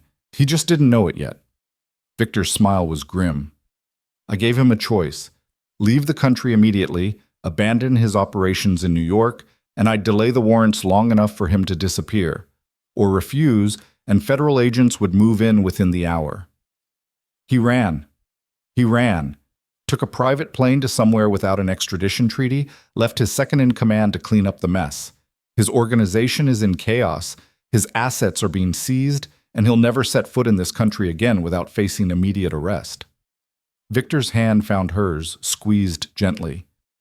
It's over, Elena. Truly over. He can't touch you or our daughters. No one can. Relief crashed through Elena so powerfully she felt tears burning her eyes. You did it. You actually did it. I told you I would. I told you I'd make our world safe. Victor pulled her against his chest, his arms coming around her with a security that felt different from the suffocating control she remembered. This felt like protection without possession, like strength offered instead of imposed. I keep my promises. They sat like that for a long time, wrapped around each other, feeling the twins shift and kick between them. Elena let herself cry, releasing 6 months of tension and fear and desperate hope. Victor held her through it, his hand stroking her hair, his breathing steady against her temple. What happens now? She finally asked, pulling back to look at him. Now we figure out what comes next. For us. For our daughters. For whatever this, he gestured between them, is becoming. I don't know what it is. Neither do I. But I know I don't want to lose it. Lose you. Not again. Victor's thumb traced her cheekbone, wiped away the last of her tears. I know I failed you during our marriage. I know I made you feel trapped and controlled and invisible, but I want the chance to do better, to be better, to learn how to love you without consuming you. Elena looked into his eyes and saw truth there, raw and unguarded. That's not something that happens overnight. I know, but we have time now. No threats, no emergencies forcing our hand. Just time to figure out if we can build something better from the wreckage of what we had before. I need autonomy, real autonomy. You'll have it. I need to make my own choices about the girls, about how we raise them. We'll make those choices together. Partners, not master and servant. I need to know that when I say no, you'll listen. That boundaries actually mean something. They will. I swear to you, they will. Victor's voice was fierce with conviction. I will fail sometimes. I will fall back on old habits and try to control things that aren't mine to control. But when I do, you'll call me on it, and I'll adjust. We'll adjust, until we find a balance that works for both of us. Elena wanted to believe him, wanted to think that love and good intentions were enough to transform someone so fundamentally that Victor Leone could become a true partner instead of a benevolent dictator. But she'd learned that transformation required action, not just promises. Prove it, she said quietly. Starting now. Show me that you can give me space and autonomy even when every instinct you have screams to control the situation. Victor studied her face, then nodded slowly. What do you need? I need to go back to the city tomorrow, to the apartment you set up. Not back to your mansion. I need my own space while we figure this out. She watched him struggle with it, saw the immediate resistance flare in his eyes before he tamped it down. You'll have security. Agreed. But discreet security, not an armed guard in my living room. Fine. Marco will coordinate something subtle, and I need to start looking for work. Real work, not jobs you create for me or positions in companies you control. That one was harder. Victor's hands tightened on hers, and Elena saw the war playing out across his features, the need to protect versus the promise to let go. You're 6 months pregnant with twins, he said carefully. Maybe we could table the employment discussion until after they're born. Maybe. But I need to know that when I'm ready, you won't try to sabotage my independence. I won't. The words came out strained, but he said them. Your independence, your choices, your autonomy, they're not negotiable. I understand that now. Elena searched his face, looking for deception or manipulation, but found only exhaustion and sincerity. Okay, she said finally. Okay, we can try this. But Victor? The moment it starts feeling like the old patterns, the moment I feel myself getting smaller to accommodate your need for control, I'm gone. For good this time. Understand? I understand. He pulled her close again, his lips finding her temple. Thank you for giving me another chance. I won't waste it. They held each other as midnight ticked toward morning, two broken people trying to build something whole from the pieces of their shattered marriage. Elena didn't know if it would work, didn't know if love was really enough to bridge the canyon between who they'd been and who they needed to become. But for the first time in 6 months, she felt something close to hope. And maybe, just maybe, hope was enough to start with. The following morning brought crystalline sunlight and the kind of cold that made breath visible in the air. Elena woke in the estate's guest room, alone but not lonely, wrapped in soft sheets that smelled faintly of lavender. For the first time in months, she'd slept deeply, her body finally releasing the tension it had carried since the moment she'd seen Victor at that crosswalk. She found him in the kitchen again, this time with coffee already brewed and breakfast laid out, overnight oats with berries, whole grain toast, a protein smoothie the color of summer grass. Dr. Chen sent recipes, he explained, looking almost sheepish. Apparently I've been neglecting optimal nutrition for twin pregnancies. You've been reading pregnancy books. I've been educating myself. There's a difference. Victor poured her orange juice, then hesitated before sitting across from her. I also called a contractor. The nursery at the Tribeca apartment needs modification, Doctor. Chen says twins require different spacing for cribs, additional storage, better ventilation. I wanted to get your approval before making changes. Elena paused with her spoon halfway to her mouth. You're asking my permission. I'm asking your input. It's your space, our daughter's space. You should have final say on how it's designed. It was such a small thing, such a basic courtesy. But coming from Victor Leone, it felt monumental. Elena set down her spoon, studied his face across the table. What changed? She asked quietly. Last night, this morning, you're different, more careful, like you're thinking twice before every word. Victor was quiet for a moment, his fingers tracing patterns on his coffee cup. I almost lost you yesterday, not to Volkov directly, but to the reality of what my world costs. When I was sitting in that warehouse waiting for him to arrive, all I could think about was you alone in our apartment 6 months ago, packing a bag in the middle of the night because living with me had become unbearable. Victor, let me finish. He looked up, and Elena saw something raw in his eyes. I've spent 20 years building an empire on control. Every situation managed, every variable accounted for, every threat neutralized before it could become a problem. It made me powerful. It made me successful. But it also made me someone you couldn't breathe around, someone who loved you by suffocating you. Elena felt her throat tighten. I never said you were suffocating. You didn't have to. You left. That said everything. Victor's hand reached across the table, palm up, an offering rather than a demand. I don't know how to be someone different, Elena. Control is instinct for me. But I'm willing to learn. I'm willing to fail and try again, and keep failing until I figure out how to love you without caging you. She placed her hand in his, felt his fingers close around hers with devastating gentleness. It's going to be hard. You're going to want to make decisions for me, protect me in ways I don't want to be protected. Old patterns don't just disappear because we want them to. I know, but I have motivation now. His free hand gestured toward her belly, where the twins were beginning their morning routine of kicks and rolls. They deserve a father who knows how to respect boundaries, who understands that love doesn't mean ownership. I want to be that father. I want to be worthy of them. And what about being worthy of me? That too. Especially that. Victor's thumb traced circles against her palm. So yes, I'm asking about nursery modifications instead of just making them. I'm planning to give you space in the city instead of insisting you move back to the mansion. I'm trying to prove that I can change, even when it goes against every instinct I possess.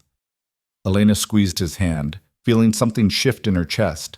Not forgiveness exactly, but the beginning of it. The possibility that maybe people really could transform if they wanted it badly enough. Okay, she said. Then let's talk about the nursery.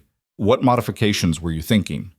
They spent breakfast discussing cribs and changing tables and the logistics of caring for twin infants in an urban apartment.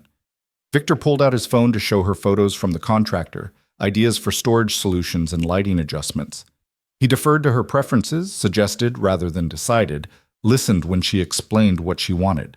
It felt like a partnership. It felt like what their marriage should have been all along. After breakfast, they walked the grounds together. Elena bundled in a coat Victor produced from somewhere, his hand steady at her elbow as they navigated the frost-slick paths. The estate looked different in daylight, less Gothic fortress, more sanctuary tucked into wilderness. I bought this place the year before we met, Victor said as they paused near a small pond, its surface glazed with ice. I was 34, already successful, already lonely in ways I couldn't articulate. I told myself I needed a retreat, somewhere to escape when the pressure got too intense. But really, I think I was looking for peace I didn't know how to create. Did you find it here? Sometimes. For a few hours at a time. He stared out at the frozen water, his profile sharp against the winter sky. Then I met you, and suddenly I didn't need the estate anymore. You became my peace, my escape, the one place where the weight of everything else didn't matter. Elena felt her chest constrict. That's a lot of pressure to put on one person. I know, I realize that now. You couldn't be both my partner and my sanctuary. The two roles were incompatible, and I was too blind to see it. Victor turned to face her, his hands finding hers. This time, if we do this, I won't make you responsible for my peace. That's my work to do, my burden to carry. What if I want to help carry it sometimes? What if partnership means sharing the weight, not just maintaining separate spheres? Something flickered in his eyes, surprise, maybe, or hope. Then we'll figure out how to do that without you getting crushed under it. We'll communicate. We'll check in. We'll make sure the load is balanced. You make it sound simple. It's not. It's probably the hardest thing I'll ever do, but it's worth it. His hand moved to her belly, where the twins were making their presence known. They're worth it. You're worth it. They stood there in the cold, breathing frost into the air, connected by touch and possibility, and two lives growing between them. Elena felt one of the twins kick against Victor's palm, saw his expression transform with that wonder she was starting to recognize. Do they always move this much? He asked. Pretty much. The doctor says it's a good sign, means they're healthy and strong, though it makes sleeping interesting. What does it feel like? From the inside, I mean. Elena considered, trying to find words for a sensation that defied description. Like butterflies at first, when they were smaller. Now it's more like tiny acrobats practicing their routine, sometimes gentle, sometimes so strong it takes my breath away. There are moments when I can see the outline of a foot or an elbow pressing against my skin, and it's surreal, like they're trying to introduce themselves before we even meet. Victor's hand spread wider, as if he could encompass both babies at once. I can't imagine what that must be like. Growing two people inside you, feeling them move and develop, knowing they're completely dependent on you for everything. It's terrifying and amazing in equal measure. Some days I feel powerful, like my body is doing this incredible thing without me even trying.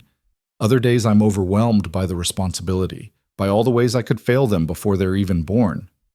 You won't fail them. You don't know that. Yes, I do, because I've watched you survive impossible circumstances with grace and determination. You left me with nothing but a suitcase and built a life from scratch.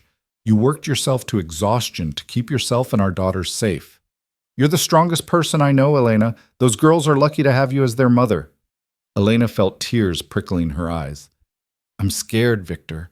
I'm scared of labor and delivery and everything that comes after. I'm scared I won't know what to do when they cry, or won't be able to tell them apart, or will somehow damage them psychologically before they're old enough to tell me what they need. Then we'll be scared together. We'll figure it out together." Victor pulled her closer, careful of her belly. "I don't know anything about babies. I've never changed a diaper, or warmed a bottle, or soothed a crying infant. But I'll learn. We'll both learn. And when we fail, because we will fail, we'll get up and try again." "When did you become the optimistic one?" "When I realized I had something worth being optimistic about." He pressed a kiss to her forehead, then her nose, then hovered near her lips. "May I?" The request was so at odds with the old Victor, the one who would have simply taken what he wanted, that Elena found herself nodding before she could overthink it.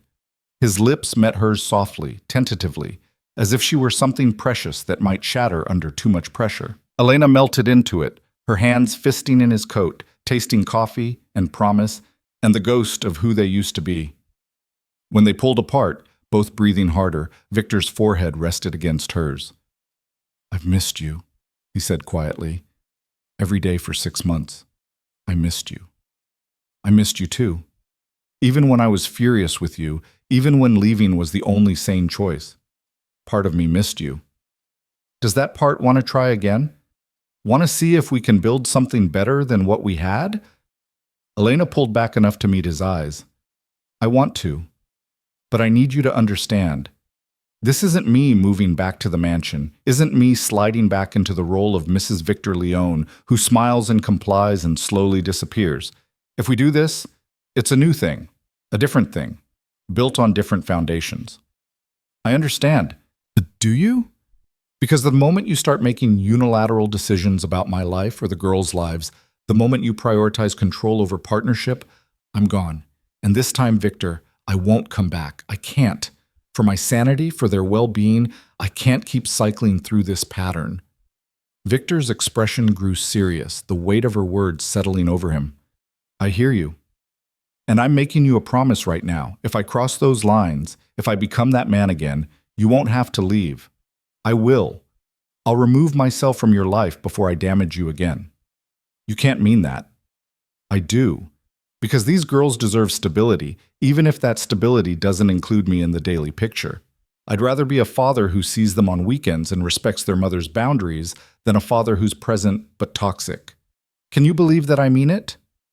Elena searched his face, looking for the manipulation she'd learned to expect, the calculation behind every generous gesture. But she found only sincerity, stark and unflinching. "I want to believe it," she said honestly. "I'm just not sure I trust myself to see the truth anymore. You were so good at making control look like love. How do I know this isn't just a more sophisticated version of the same thing?" "You don't. Not yet. Trust is rebuilt through action, not promises." Victor took her hand, pressed it against his chest, where she could feel his heartbeat, steady and strong. "So watch my actions, test my boundaries, push back when something feels wrong. And if I prove unworthy of your trust, leave knowing you gave me every chance." It was more honesty than Elena had expected, more vulnerability than Victor had ever shown during their marriage. She felt something crack open in her chest, felt the walls she'd built start to crumble. "Okay," she whispered. "Okay, we'll try." The relief that washed over Victor's face was almost painful to witness. He pulled her close again, his arms wrapping around her with a security that felt different now, like shelter rather than captivity. They stood like that until the cold drove them back inside, where warmth and coffee and the uncertain future waited. The drive back to the city that afternoon felt different from the frantic escape 2 days earlier. Elena sat beside Victor in the back of the SUV, their hands linked on the seat between them, watching the landscape shift from rural to suburban to urban. Marco drove with his usual competence, and 2 additional security vehicles flanked them, protection Victor insisted on, that Elena accepted as reasonable given recent events. "Dr. Chen wants to see you tomorrow," Victor said as they crossed into Manhattan. She has a colleague at Metropolitan Hospital who specializes in twin deliveries. She thinks it would be good for you to meet him, start building a relationship before you go into labor. Him? Dr. James Martinez, 40 years of experience, delivered over 200 sets of twins. Dr. Chen speaks very highly of him. Elena nodded, then caught herself. Are you asking me to see him or telling me? Victor's jaw tightened, and she saw him wrestle with instinct before answering carefully. I'm suggesting it would be wise, but if you'd prefer a different doctor or want to research options yourself, that's your choice. I trust Dr. Chen's judgment. I'm fine with meeting Dr. Martinez. Elena squeezed his hand. But thank you for asking. I'm trying. I know, I can see it. They lapsed into comfortable silence as the SUV navigated city traffic. Elena watched familiar streets roll past, feeling the strange dichotomy of returning to the place she'd tried to leave while returning to a man she'd sworn to avoid. The Tribeca apartment looked exactly as she'd left it, though someone had clearly been maintaining it. Fresh flowers on the counter, the refrigerator restocked, her few belongings unpacked and arranged with care. Mrs. Rodriguez's clothes are in the nursery closet, Victor said, following her gaze. I had my housekeeper organize them by size, and I took the liberty of ordering some additional items, sleepers, blankets, basic necessities. They're still in boxes if you want to go through them. Return anything you don't like.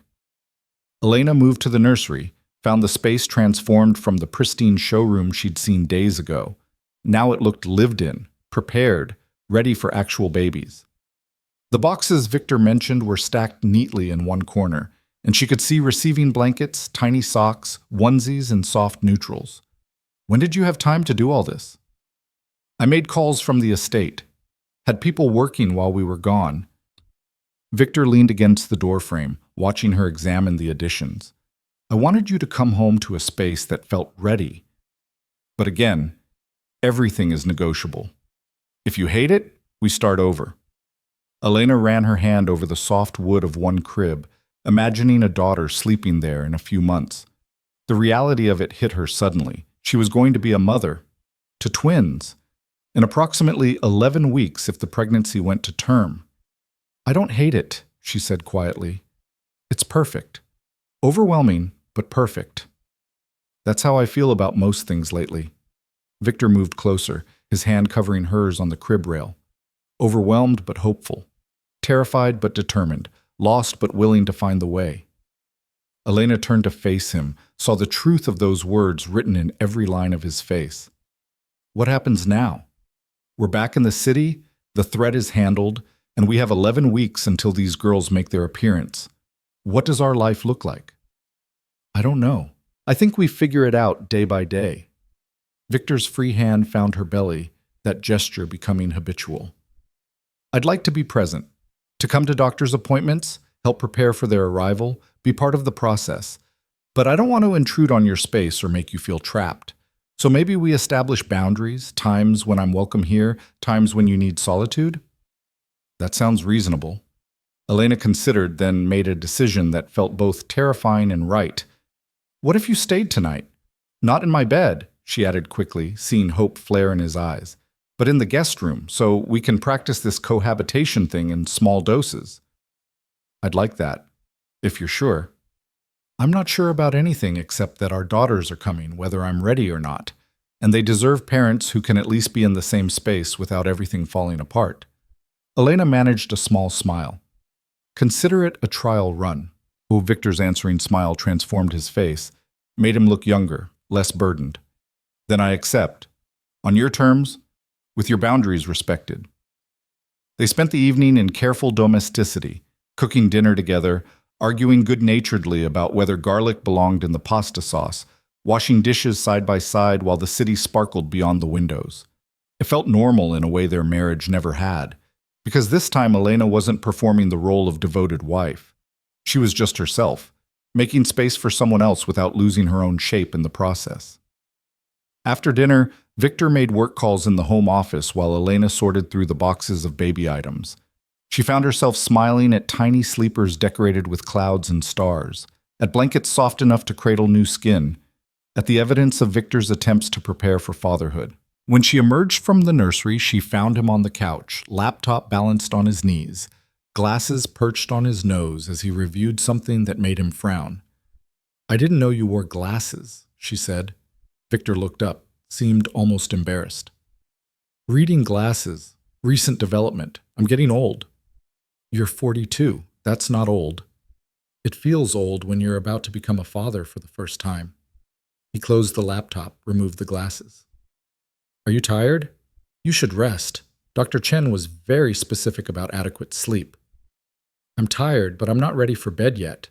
My mind is too active." Elena settled into the chair across from him. "Tell me something. Why did you really intercept Volkov's shipment? It wasn't just about the weapons or the potential attack. You've let plenty of illegal operations continue when they didn't directly threaten you." Victor was quiet for a long moment, his gaze distant.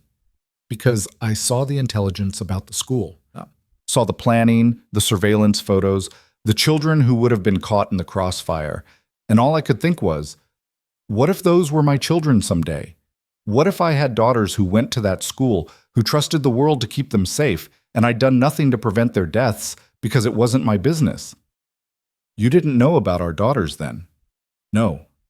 But I think some part of me was already preparing for the possibility, already imagining a future where I had something worth protecting beyond my own interests."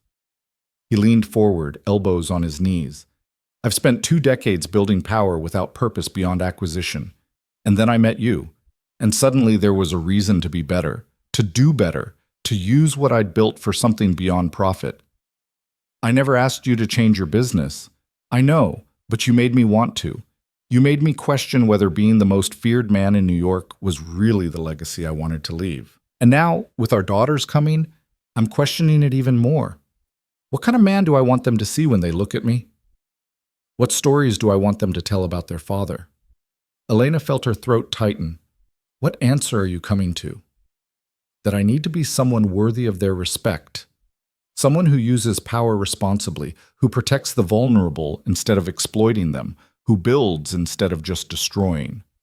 Victor's eyes met hers, blazing with conviction. "I'm not naive enough to think I can go completely legitimate overnight. But I can shift priorities. I can refuse deals that profit from human suffering. I can use my resources to actually make the world marginally less terrible." "That's a significant change from the man I married." "The man you married didn't have daughters on the way. Didn't have you looking at him with hope that he might become someone better. That changes the equation entirely." Elena stood, moved to sit beside him on the couch. Her hand found his, fingers intertwining. "I don't need you to be a saint, Victor. I just need you to be honest. To try. To fail and admit it and try again. Can you do that?" "For you? For them? I can do anything." They sat together in the soft lamplight, the city humming beyond the windows, 2 broken people trying to forge something whole from the wreckage of their past. When Elena finally yawned, Victor insisted she go to bed, helped her stand with gentle hands. "Thank you for letting me stay," he said at her bedroom door. "It means more than you know. Thank you for respecting my space, for asking instead of assuming." Elena reached up, cupped his face. "We're going to figure this out, somehow." "I believe you." He turned his head, pressed a kiss to her palm. "Sleep well. Call if you need anything." Elena watched him disappear into the guest room, then closed her own door and prepared for bed. The twins were active, rolling and kicking, and she spent a few minutes talking to them quietly, her hands on her belly. "Your father is trying," she whispered. "He's really trying. I don't know if it'll be enough, but I think we owe him the chance to show us. What do you think?" The babies kicked in response, and Elena chose to interpret it as agreement. She was drifting towards sleep when the first sharp pain lanced through her abdomen. Elena gasped, her hand flying to her belly, waiting for it to pass. But instead of fading, it intensified, radiating from her pelvis up through her ribs. Something was wrong. "Victor!" she called, her voice tight with fear. "Victor!" He was there in seconds, bursting through her door still dressed, his face immediately shifting to alarm when he saw her curled on her side. "What is it? What's wrong?" "Pain. Sharp pain. Something's not right." Elena tried to breathe through it, but the sensation was growing worse, accompanied now by wetness between her legs. I think something's happening. Victor moved with terrifying efficiency, his phone already in his hand. I'm calling Dr. Chen. Stay still. Don't try to move. Elena heard him speaking rapidly into the phone, heard Dr. Chen's calm voice on speaker asking questions. How long? How intense? Any bleeding? Yes, Victor said, his voice cracking slightly. There's blood. Not a lot, but it's there. Get her to Metropolitan Hospital immediately. I'll meet you there. Don't wait for an ambulance. Just go. Victor scooped Elena into his arms before she could protest, carrying her like she weighed nothing despite her pregnant belly. Marco appeared from somewhere, already moving to open doors, clear paths, bring the SUV around. The babies, Elena gasped as another contraction racked her body. Victor, it's too early. They're too small. They're going to be fine. You're all going to be fine. His voice was steady, but she could feel the tremor in his arms, see the fear in his eyes. Just breathe. Focus on breathing. We're almost there. The drive to the hospital was a blur of pain and terror, and Victor's voice in her ear, steady and sure, promising things he couldn't possibly guarantee. Elena focused on his heartbeat, where her head pressed against his chest, focused on the twins still moving inside her, focused on anything except the possibility that she might be losing them. They burst through the emergency room doors to find Dr. Chen already waiting with a wheelchair and a team of nurses. Get her to L&D, the doctor commanded, her calm authority cutting through the chaos. Page Dr. Martinez and tell him we may have premature twins on the way. Elena felt herself transferred to the wheelchair, felt Victor's hand grip hers as they rushed through corridors that smelled of antiseptic and fear. I'm right here, he said fiercely. I'm not going anywhere. Whatever happens, we face it together. Elena squeezed his hand, unable to speak past the pain and terror, and prayed that together would be enough. Because ready or not, wanted or not, their daughters were demanding to be born. And nothing, not Victor's promises, not Elena's plans, not the fragile peace they'd been building, would ever be the same. The labor and delivery ward at Metropolitan Hospital hummed with controlled urgency as nurses swarmed around Elena's bed, attaching monitors and IV lines with practiced efficiency. Dr. Martinez materialized beside Dr. Chen, a silver-haired man with steady hands and eyes that had seen every complication birth could throw at him. Talk to me, Sarah, he said, already pulling on gloves. 27 weeks, dichorionic diamniotic twins, premature rupture of membranes with moderate bleeding, contractions every 4 minutes, cervix dilated to 3 centimeters. Dr. Chen's voice was clipped, professional, stripped of the warmth Elena had come to know. This was a doctor in crisis mode, fighting to save 3 lives at once. Elena tried to focus on the words, tried to understand what they meant, but pain kept fracturing her concentration. Victor stood beside her bed, his hand crushing hers, his face drained of color. Can you stop it? He demanded. The labor. Can you stop it? Doctor. Martinez met his eyes with the kind of honesty that came from decades of delivering both good news and devastating reality. We can try to slow it down, give the babies more time to develop, but Mrs. Leon's water has broken, which significantly increases the risk of infection. We're walking a tightrope here. Delay too long, and we risk sepsis. Deliver now, and we're looking at extremely premature infants with underdeveloped lungs. What are their chances? Elena gasped between contractions. If they're born now, what are their chances? 70 to 80% survival rate at this gestational age, higher if we can buy even a few more hours for steroid injections to mature their lungs. But they'll need NICU care, possibly weeks or months of it, breathing assistance, feeding tubes, monitoring for complications. Dr. Martinez's hand found her shoulder, squeezed gently. I won't lie to you, this isn't ideal. But I've delivered hundreds of premature twins, and most of them go on to live completely normal lives. Your daughters are fighters. Let's give them every advantage we can. Another contraction seized Elena, so intense she couldn't breathe through it. She heard machines beeping, heard Dr. Chen's sharp intake of breath, heard Victor's voice cracking as he said her name over and over like a prayer. Fetal distress on baby A, a nurse announced, heart rate dropping. Dr. Martinez moved with swift precision, checking monitors, examining Elena with gentle but firm hands. When he looked up, his expression was grave. We're out of time. Baby A is in distress, and waiting risks both infants. We need to deliver now. No, Elena sobbed. It's too soon. They're too small. They're small but strong, and every minute we delay risks their oxygen supply. Dr. Martinez's voice was kind but unyielding. Elena, I need you to trust me. We have an excellent NICU team standing by, isolates ready, every resource these babies need, but we have to get them out safely first. Can you be brave for them? Elena looked at Victor, saw terror and determination warring in his eyes. His hand tightened on hers. You can do this, he said fiercely. You're the strongest person I know. Our daughters need you to be strong right now. She wanted to argue, wanted to bargain for more time, wanted to rewind to yesterday when everything had seemed manageable. But another contraction tore through her, and she felt the urgency in her own body. Something was wrong, and her daughters needed to be born. Okay, she whispered. Okay, do it.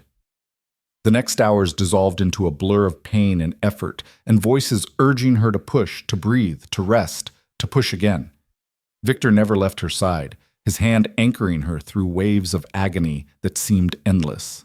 She heard him whispering encouragement, felt him wipe sweat from her forehead, saw tears streaming down his face as he witnessed something he'd never imagined being part of.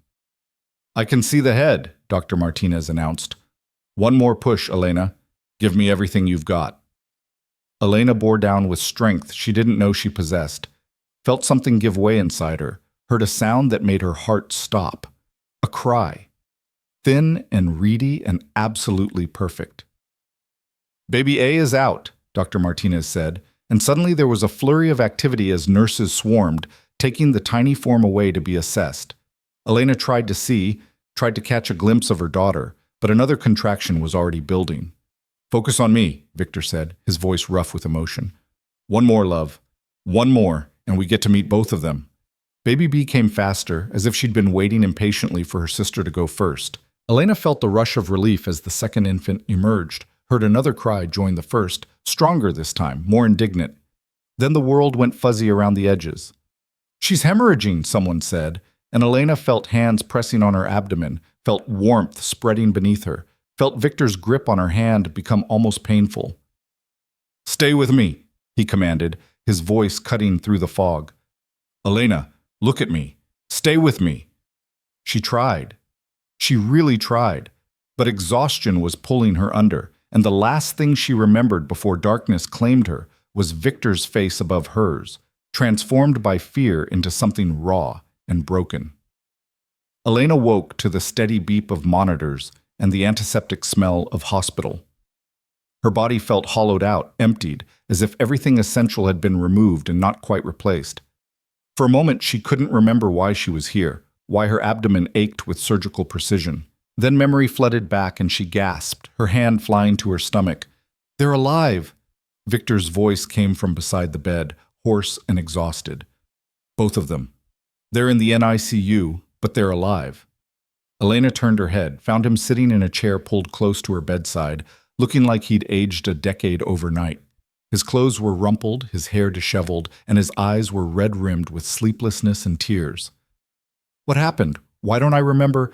You hemorrhaged after the second delivery. They had to take you to surgery, stop the bleeding. You've been unconscious for 6 hours. His hand found hers, gripped it like a lifeline. You scared the hell out of me, Elena.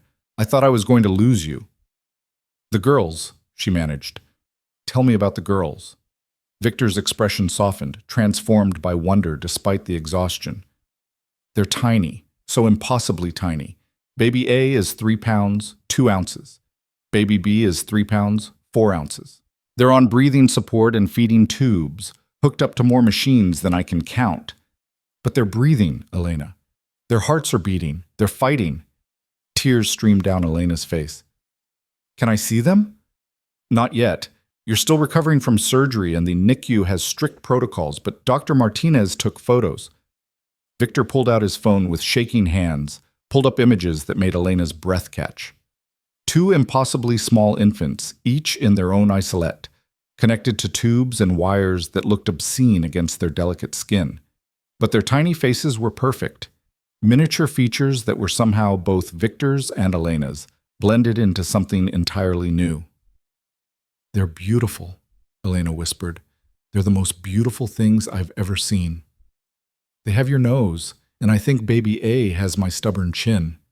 Victor's thumb traced over the screen, his voice breaking. "The nurses let me hold baby B for 2 minutes after you went into surgery. She fit in my hands, Elena. Her entire body fit in my hands, and she looked up at me with these ancient eyes, like she was trying to figure out who I was. And I fell apart. Stood there in the NICU holding my daughter and cried like a child because nothing in my entire life prepared me for how it would feel to love someone that much that quickly."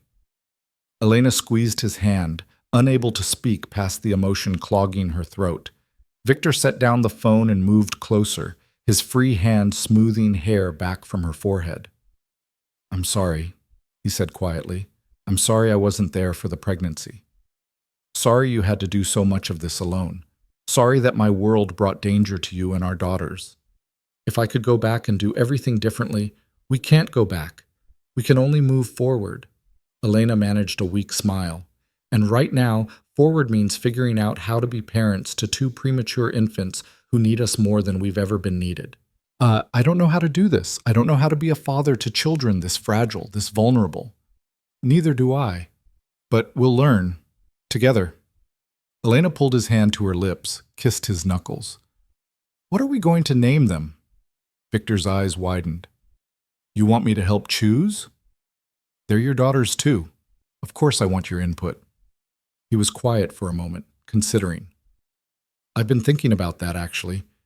During the hours you were in surgery, I sat in the NICU and looked at them and tried to imagine what names would fit. Baby A, the one who came first, she's a leader. She went into the world first, showed her sister it was safe. I was thinking maybe Sophia. It means wisdom." "Sophia," Elena repeated, testing it. "Sophia Leone. I like it.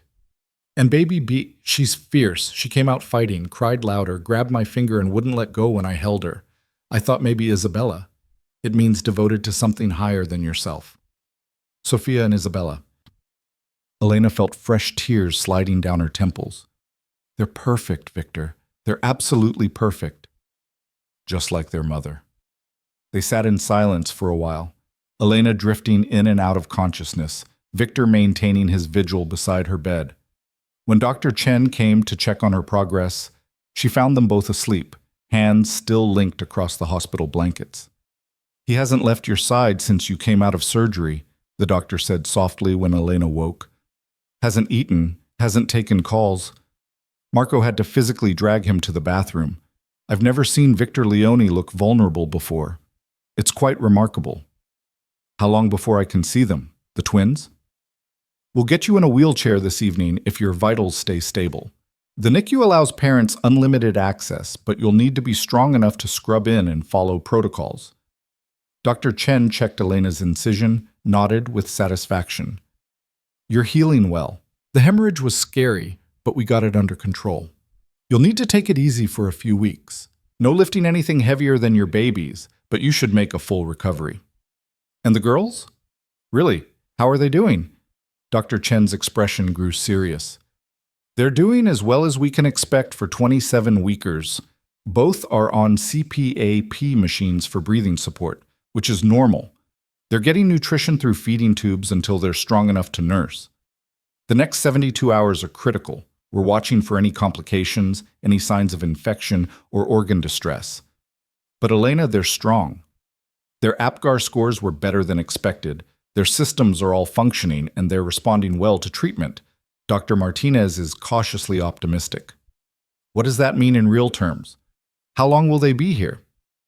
"Probably 8 to 10 weeks minimum, possibly longer depending on their development. Premature babies need to reach certain milestones before they can go home. Breathing on their own, maintaining body temperature, feeding consistently. But many preemies go on to develop completely normally. You're giving them everything they need to thrive." After Dr. Chen left, Victor returned with coffee for himself and ice chips for Elena, who wasn't allowed food yet. He settled back into his chair, looking slightly more human after washing his face. Marco says the press got wind of the birth, he said quietly. Someone leaked it to page 6. We're going to need to make a statement soon. Control the narrative before it gets out of hand. Elena tensed. I don't want our daughters turned into tabloid fodder. Neither do I. But we can't prevent coverage entirely, not given who I am, who we are. What we can do is release a simple statement. Elena Leone and Victor Leone are pleased to announce the birth of their twin daughters, Sophia and Isabella. The babies were born premature and are receiving excellent care at Metropolitan Hospital's NICU. The family requests privacy during this time. You said Elena Leone, not Elena Ward. Victor met her eyes. You're the mother of my children. That makes you family, whether we're married or not, unless you object to using the name. Elena considered, then shook her head slowly. I don't object. For them, I'll be Elena Leone again. It'll make things simpler legally, medically. But Victor, that doesn't mean... I know, it doesn't mean we're back together. Doesn't mean you're agreeing to anything beyond co-parenting. I understand. His hand found hers again. But Elena, I want you to know that I'm going to fight for us. I'm going to prove every day that I can be the partner you need, the father our daughters deserve. I'm going to earn back your trust, even if it takes years. Because this, he gestured between them, toward the NICU where their daughters fought for every breath. This is worth fighting for. One day at a time, Elena said softly. Let's just take it one day at a time. That evening, Dr. Chen wheeled Elena down to the NICU, Victor walking beside them with his hand on her shoulder. The unit was hushed, filled with the gentle hum of machines and the quiet movements of nurses tending their tiny charges. When they reached the isolates containing Sophia and Isabella, Elena's breath caught all over again. They were so small, so impossibly fragile.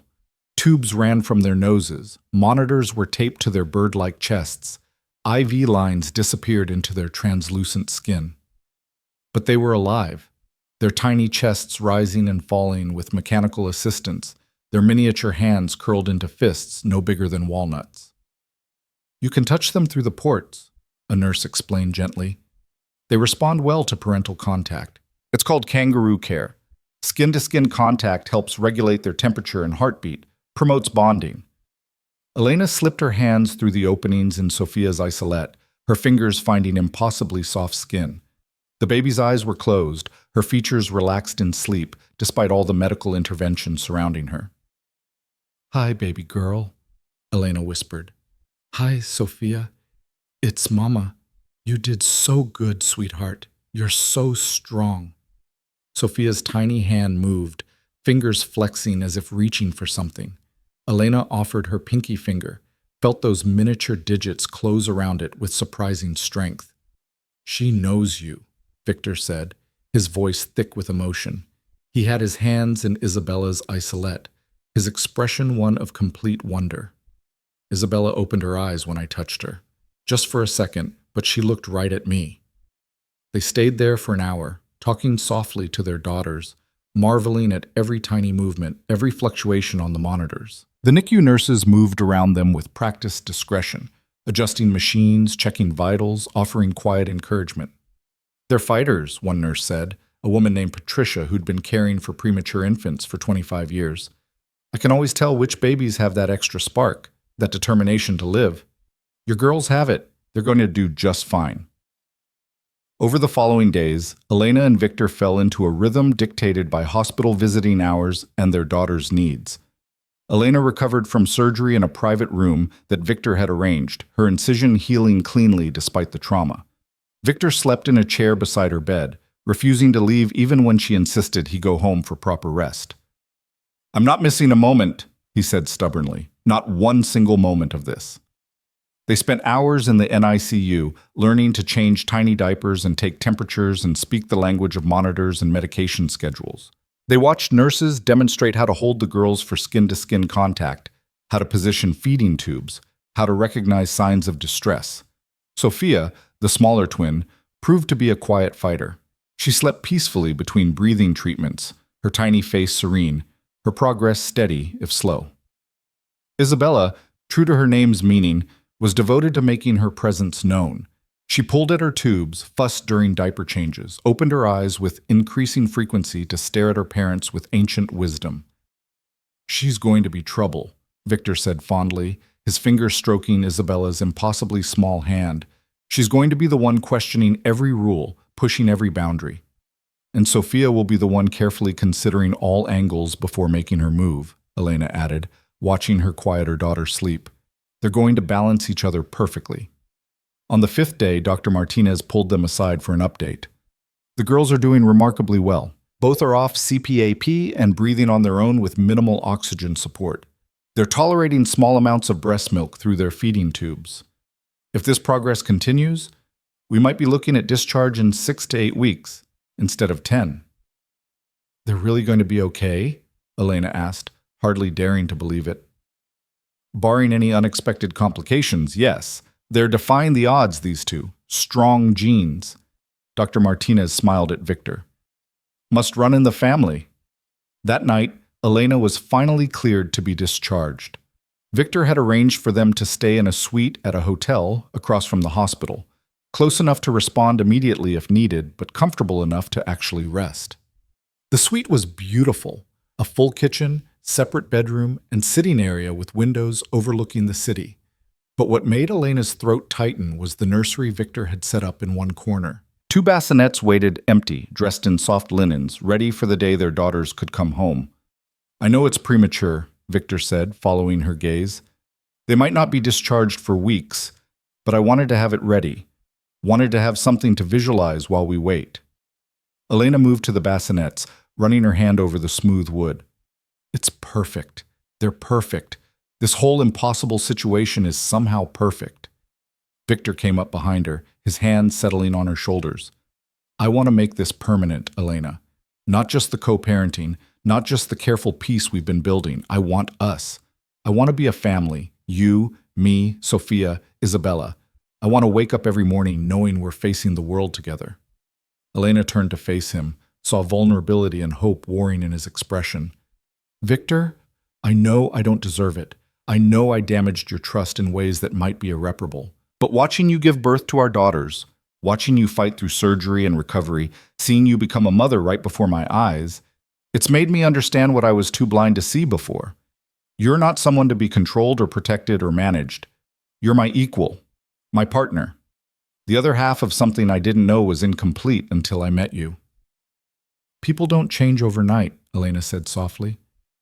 "And you've spent 42 years being a certain kind of man. I can't just trust that 6 days in a NICU has transformed you completely. I'm not asking you to trust me completely. I'm asking you to let me earn it back.